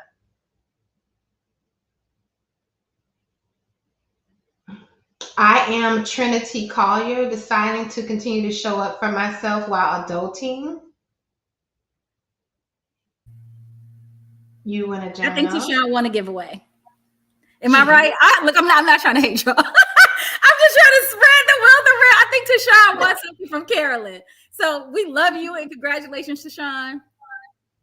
Let's try to give it to somebody who didn't win something already. Unless you just feel it in your shondo, sis, that you want to give it to her. No. I agree. Okay, I'm going back up. The cover is right. Thank you so much. Making my first book sale on Facebook. That was India. I think that's it. Carolyn she wins a journal as well because sis had already put it here. I lost 30 pounds after God healed me from health issues. So how many is that? 3, 4? Me. Sorry, I was muted. You said Beautiful Tribe, Keep Trucking Babes, Carolyn, and I feel like somebody else. Not yet. No. Was it Angel? I think it was Angel signed up for Therapy to Heal. I hope so. I wasn't writing it down. I was finishing my website. I think it was. I feel like it was. However, Kimberly Snow. I thought it was Kimberly. You say Kimberly. Kimberly Snow. Keep Trucking Babes. Carolyn Hayes. Beautiful Tribe. Yes. And then I think it was I Am Trinity. Oh, you said Trinity won already, right? Yeah, she won. Trinity Collier, did you win? She won already. All right, y'all remember Kimberly Snow, Beautiful Tribe, Carolyn Hayes. It was somebody else. Keep Trucking Babes. Keep Trucking Babes. So one more. Yeah. And then the last one, you already got Carolyn. Oh, Angel Warrior said it's me. So we got our 5. That's everything. All right. That is everyone. So do you need to write that down, sis, for your own? I do. And I have my I put my email in our private chat, Andromeda, if you want to just post it there, but I'm gonna write their name down as well. Trinity. Okay. Do you want me to put it in the public one, or you want me to just? You can put it in the public one. Yes. Okay. That's fine. Okay. Oh, it's gonna be. Ooh, you can put it in the public one. That's fine. Okay. All right. Congratulations, ladies. Make sure that you email Chanel at coachmeroyally@chanelnaturallyroyal.com to claim your free journal. If you wanted to get the journal, her website is right here scrolling below chanelnaturallyroyal.com. And sis, you just send me my invoice for the 4 that I'm sponsoring. Thank you. Thank you so much. You are so welcome. Thank you again, Chanel, for sponsoring us today. We appreciate you, sis. You all make sure that you are following Chanel. And if you didn't win the journal, but you wanted to write your win journal, go to chanelnaturallyroyal.com. All right. So let's see. I think we have a few more giveaways, y'all. Just a few more. Thank you for hanging in with us towards the end of this event. I know we have went over a little bit, but the next giveaway is the pen to paperback 4-part course, audio course and workbook, which is going to allow you to outline your book, identify your target audience, master time management, and prevent writer's block. And so this is being sponsored by our sister Brittany Smith. She was on a panel earlier. She is the Millionaire's Book Coach. So I don't know if we have anybody on here right now who has been feeling a tug and a pull to write their own book. But 88th and Oliver Publishing is sponsoring this opportunity for you to learn how to write your first or next best-selling book. So, okay, Brittany's not here to do this giveaway. So what I'm going to do is just say, oh, Angel Word says she's in the middle of writing her book. I'm just going to say, if there's anybody here that you are serious, like you are ready to write your book, you know what your book is going to be about, okay? You already have the idea, you already have the vision. I want you to put in the comments, tell me what, tell me just one sentence about what your book is about. And that will help me to choose a winner.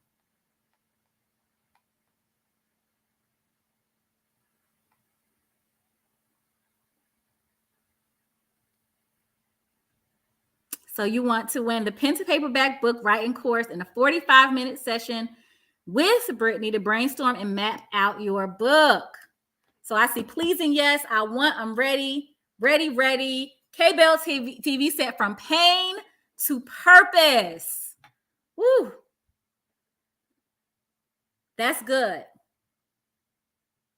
Greta said encouraging others through daily challenges with biblical. I don't think I understand that last part, but I get where you're going, sis. I understand enough. Encouraging others through daily challenges with biblical. Okay.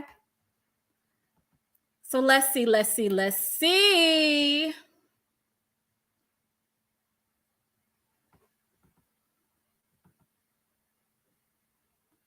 All right. Y'all making it hard for me.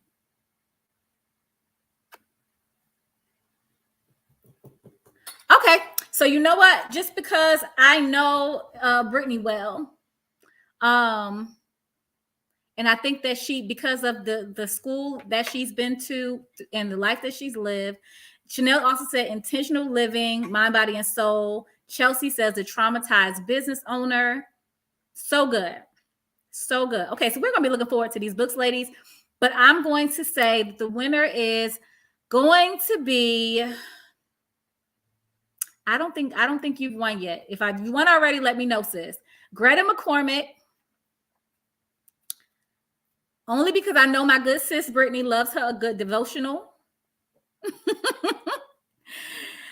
And she loves her a good devotional. So I think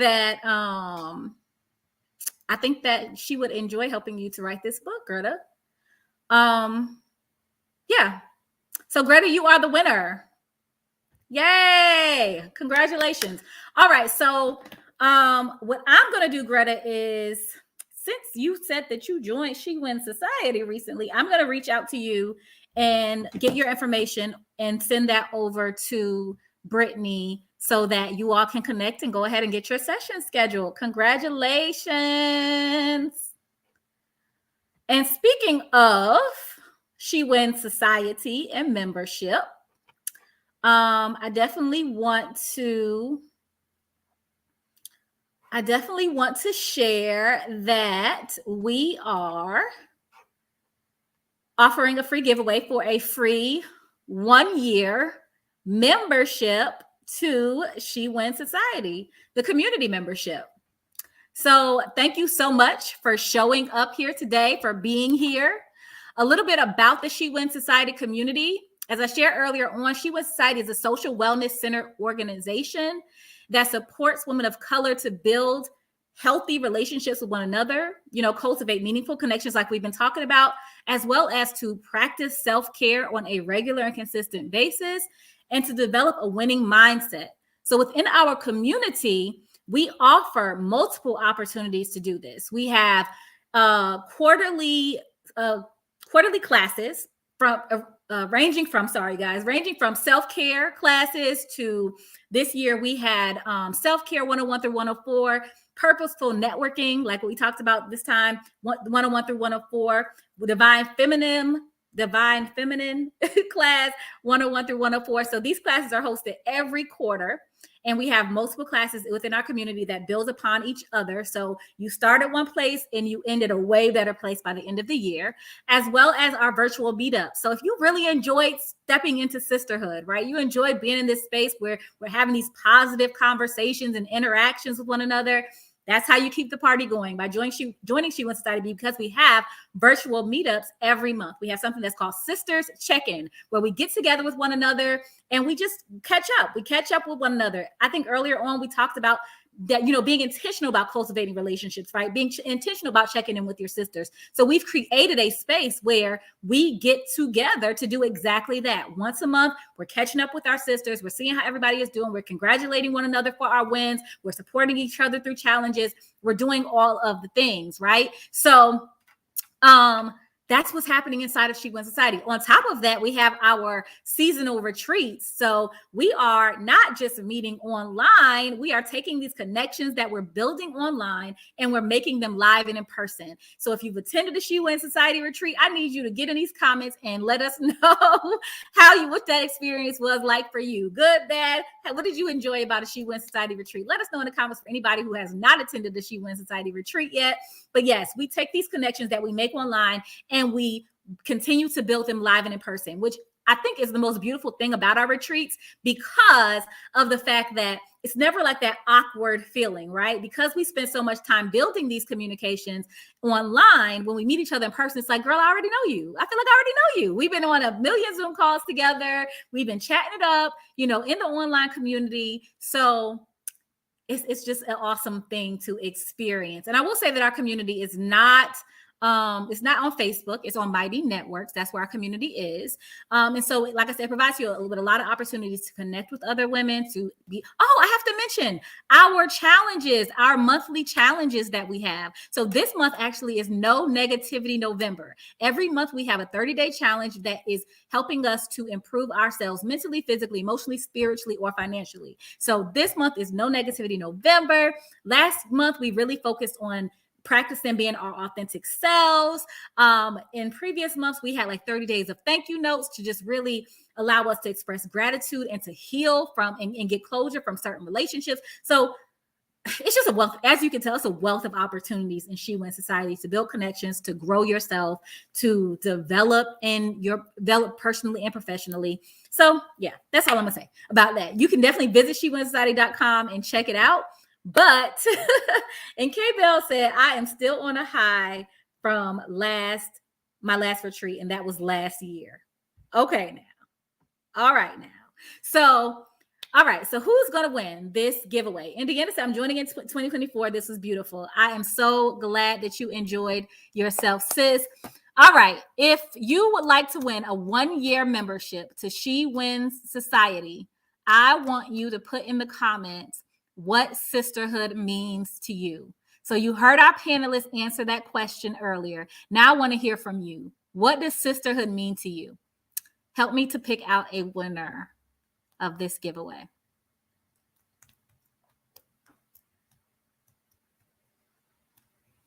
And just so y'all can, while I wait for you all, Kay said, fun, healing, relaxing, all the things.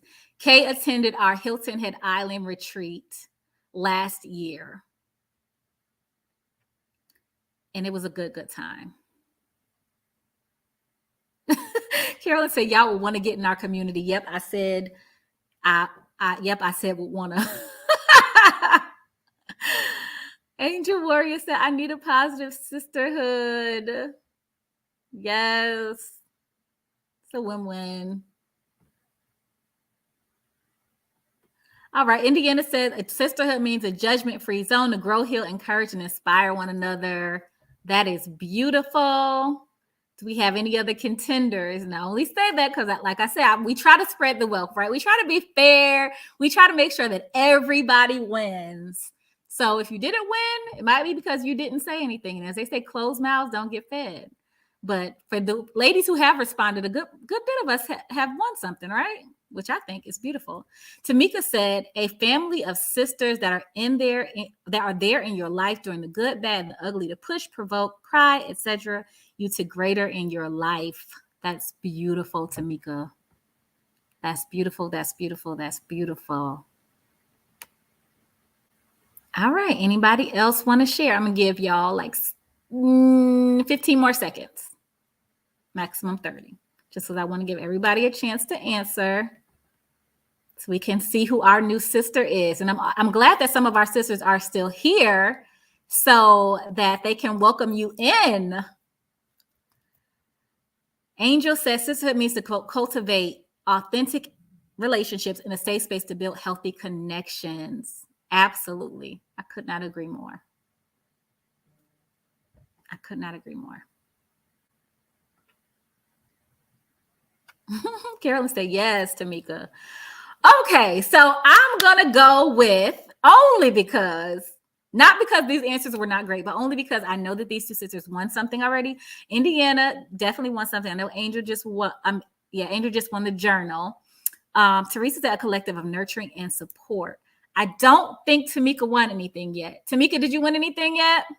Janelle says sister means collaboration, support, love, healing, inspiration, motivation, community, and positivity. So if Tamika has not won anything yet, we are going to welcome her into the sisterhood. Thank you so much for everybody for commenting. Beautiful tribes. I'm just sharing. Thank you, sis. Me having my own community of women that I'm trying to build. Sister to me means inclusiveness. One go up, we all go up. A circle, no one above another. Absolutely. I could not agree more, sis. That's beautiful. You want something already, Tamika? Okay. So back to the drawing board. I think two names that I haven't seen before are Teresa and Janelle. All right. So, okay. So I'm going to say congratulations and welcome Janelle Proctor to She Wins Society. You won a 1-year community membership. Please do me a favor and email hi@shewinsociety.com to win or to receive information to go ahead and start accessing the benefits of your membership. And I'm going to put the email down here for you. And welcome and congratulations. We look forward to seeing you inside of the community. If for anybody who did not want to join, but did not want a giveaway, guess what? You can still join. As you see below, says, let's continue growing and winning together. Become a member today and take 25% off your first month's membership. So if you want to get in and see if this is the tribe for you, the sisterhood for you, go to SheWinsSociety.com and use code SWS2023 to save 25% off your first month's membership. Again, SheWinsSociety.com. Go to memberships, go to you actually can, this applies to any level of membership. We have a few levels of membership, actually. One that is community, one that is help you boost your brand, right? Boost your business. And then one that includes coaching with me, Master Coach Andromeda. So you can go to, again, SheWinsSociety.com, use code SWS2023 to get 25% off your first month's membership. And when we send out the replay, we'll go ahead and include that information in there for you as well. All right, so last and final giveaway, you guys. Last and final giveaway is,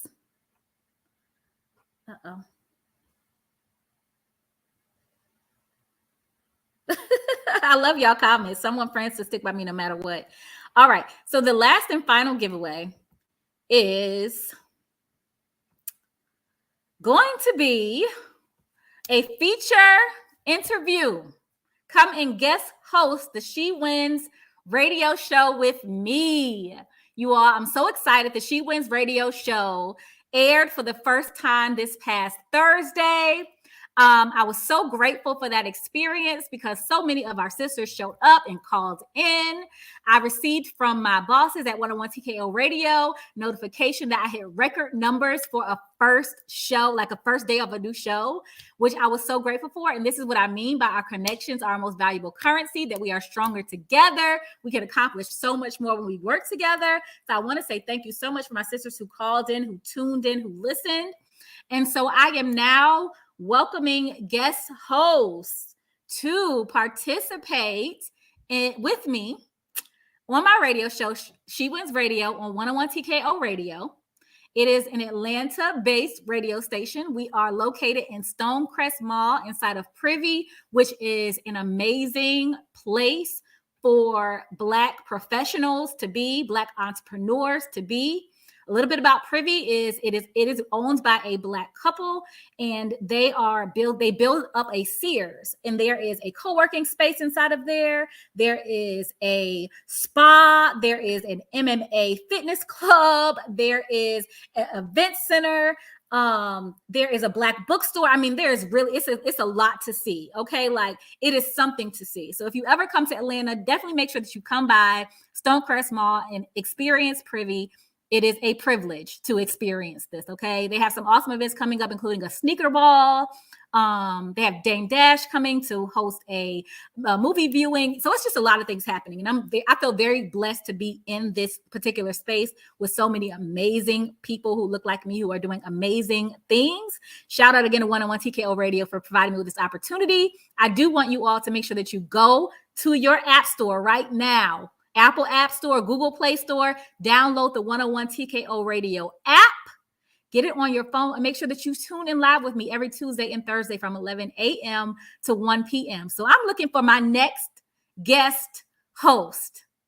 Who is going to host She Wins Radio with me? Now, I will say this. I can do virtual interviews, but I would much rather prefer this be a live and in-person interview. So either you need to live in Atlanta or you need to be planning to come to Atlanta pretty soon. So if that is you, I want you to tell me in the comments. Or if it's not you and you know a sister who is in Atlanta who needs to be on this radio show, put your sister on. But I'm looking for my next guest host for the She Wins radio show. So if you've been looking for an opportunity to amplify your voice, to be on the radio, to get your next feature opportunity that's going to help you to elevate in your business life, in your career. If you got some awesome things going on in your life right now or in your business that you want the world to know about, let me know. Indiana says 6-hour drive road trip. I know that's right, sis. Sis says 6-hour drive road trip. 6-hour drive road trip. Woo! All right, y'all. Y'all better come on. Who wants to be on the radio? I know I just probably knocked some people out when I said that I needed you to be live and in person. If I have to provide it virtually, I'm going to offer that too. But if there are any sisters in around Atlanta or plan to be in Atlanta in the next 4 weeks, let me know in the comments if you want to be on She Wins Radio. Let me tell you also something about She Wins Radio. Not only are you going to get a feature on the radio, but it is also on YouTube as well. So you have lots of content that you can use. I don't know about you all content creators out here, but every time that I'm on the radio behind that mic, I am recording myself. I am showing people that I am speaking. I am showing people that I am making moves. I am showing people that my voice is valuable. All right. So I need y'all to understand the value of getting yourself behind a microphone and using your voice and lifting your voice up, and also being able to show people that other people trust that you have a voice that is worthy of listening to, because that's how you get other opportunities. And I can tell you that I received a really awesome opportunity recently as a result of having this radio show and all the amazing things I've done, from being on TV to having the radio show. And I cannot wait to share that with you all, what that opportunity is. But I gotta wait on that one. Greta said, I have a voice, fly into ATL. All right. So here's the thing. This is my last thing I'm going to say. This is the last thing I'm going to say. I am going to open it up to somebody who is not in Atlanta. We can also do a virtual interview, meaning a video interview. So I'll be able to see you on the screen as well. And we'll be able to talk to each other just like we're doing. And you'll be able to have that opportunity as well. So if you're not in Atlanta and you want to be on the radio, tell me why your voice needs to be heard. What do you have to say? That's the question. Why does your voice have to be heard? What do you have to say?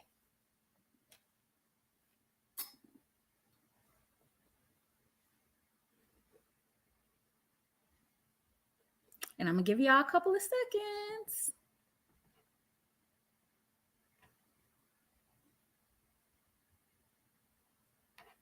Because I know y'all are probably typing. And thank you for everybody who was rocking out to the end. Truly, truly appreciate it. I told y'all it's bittersweet to end it. I always love Stepping in Sisterhood. We have a really good time together.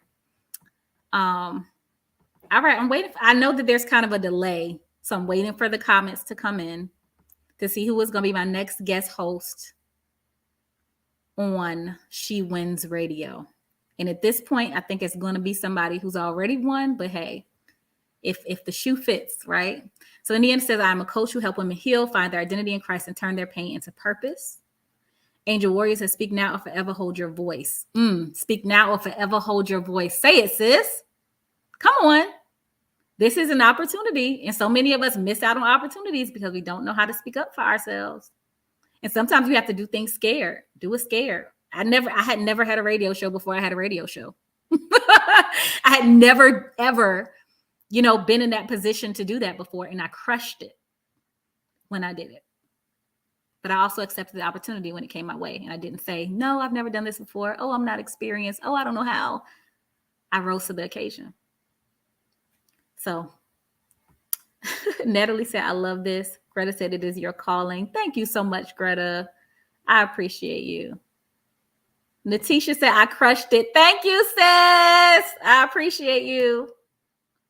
Angel Warrior said, you accepted the call. Okay, so here is what I'm going to do, because I see a couple of answers in here, and they are people who have already won giveaways, but thank you, Carolyn. But I'm going to go ahead and offer this opportunity to be featured on the radio to, because sis says she would be willing to take the drive too. Road trip at that. All right. So Indiana Tuggle, you have won a guest spot on the She Wins radio show. So you will be a guest host with me on the She Wins radio show within the next I'll give you 6 weeks, because in case you want to come and be live and in person, I would definitely make space for that to happen. I would rather it be live and in person. I feel like the experience is so much better when you can get behind that microphone and you can have that footage of you behind the microphone. So if you can get here to Atlanta within the next 6 weeks or 8 weeks, how about that? I'm gonna be next 8 weeks, we will do a live in-person interview. If you can't, we will do a virtual interview. And I want you all to know that there's heavy value on this, not just to be behind the microphone, but interviews are not free, by the way. So Indiana just won a very high value opportunity. And so for anybody else who may want to be on She Wins Radio in the future, please know that there's a price attached to that. And if you are interested, feel free to hit me up at hi@shewinsociety.com. But also, again, make sure that you download the 101 TKO Radio app on your phone right now, and make sure that you tune in with me every Tuesday and Thursday from 11 a.m. to 1 p.m. because I am bringing you entertainment, information, motivation, and empowerment. Okay, we have a good time on this show. We talk about trending topics, but we also talk about things that are going to empower you and things that are going on in the world as well. It's very informative, and I'm gonna start doing some giveaways too. So y'all just be ready. Okay, so that is. I want to make sure that's the last giveaway, you all. I don't want to leave nothing on the table. Okay, so thank you again to our sponsors, Coach Me Royally, Brands Endeavor, 88th in Oliver Publishing, Carolyn Hayes Consulting, She Wins Society. Again, you all, if you enjoyed this program, make sure that you share it. When we send you out the replay, feel free to share it to anybody who you think needs to hear this, needs to experience this level of sisterhood, this level of empowerment. This was the ultimate empowerment experience. Absolutely. Thank you again to all of the panelists for showing up, giving your energy, sharing your knowledge and your wisdom and your hearts with us today. We absolutely appreciate you from the bottom of my heart. And I love you all. We have one more thing before we close out. I definitely want you all to see, to just wrap up this experience really good. So stay tuned for this last piece. And again, if you do want to join She Wins Society, you will get 25% off your first month membership by going to shewinsociety.com and using the code SWS2023 at checkout. All right, you guys. So I am going to go ahead and close us out. Until next time, sisters, keep growing, glowing, rising, shining, and winning. This is Coach Andromeda. Till next time. See you soon, sis. You're like a circle that floats around me, keeping me safe and sound. And when I fall, you tied a rope to me. You're blessing me every day.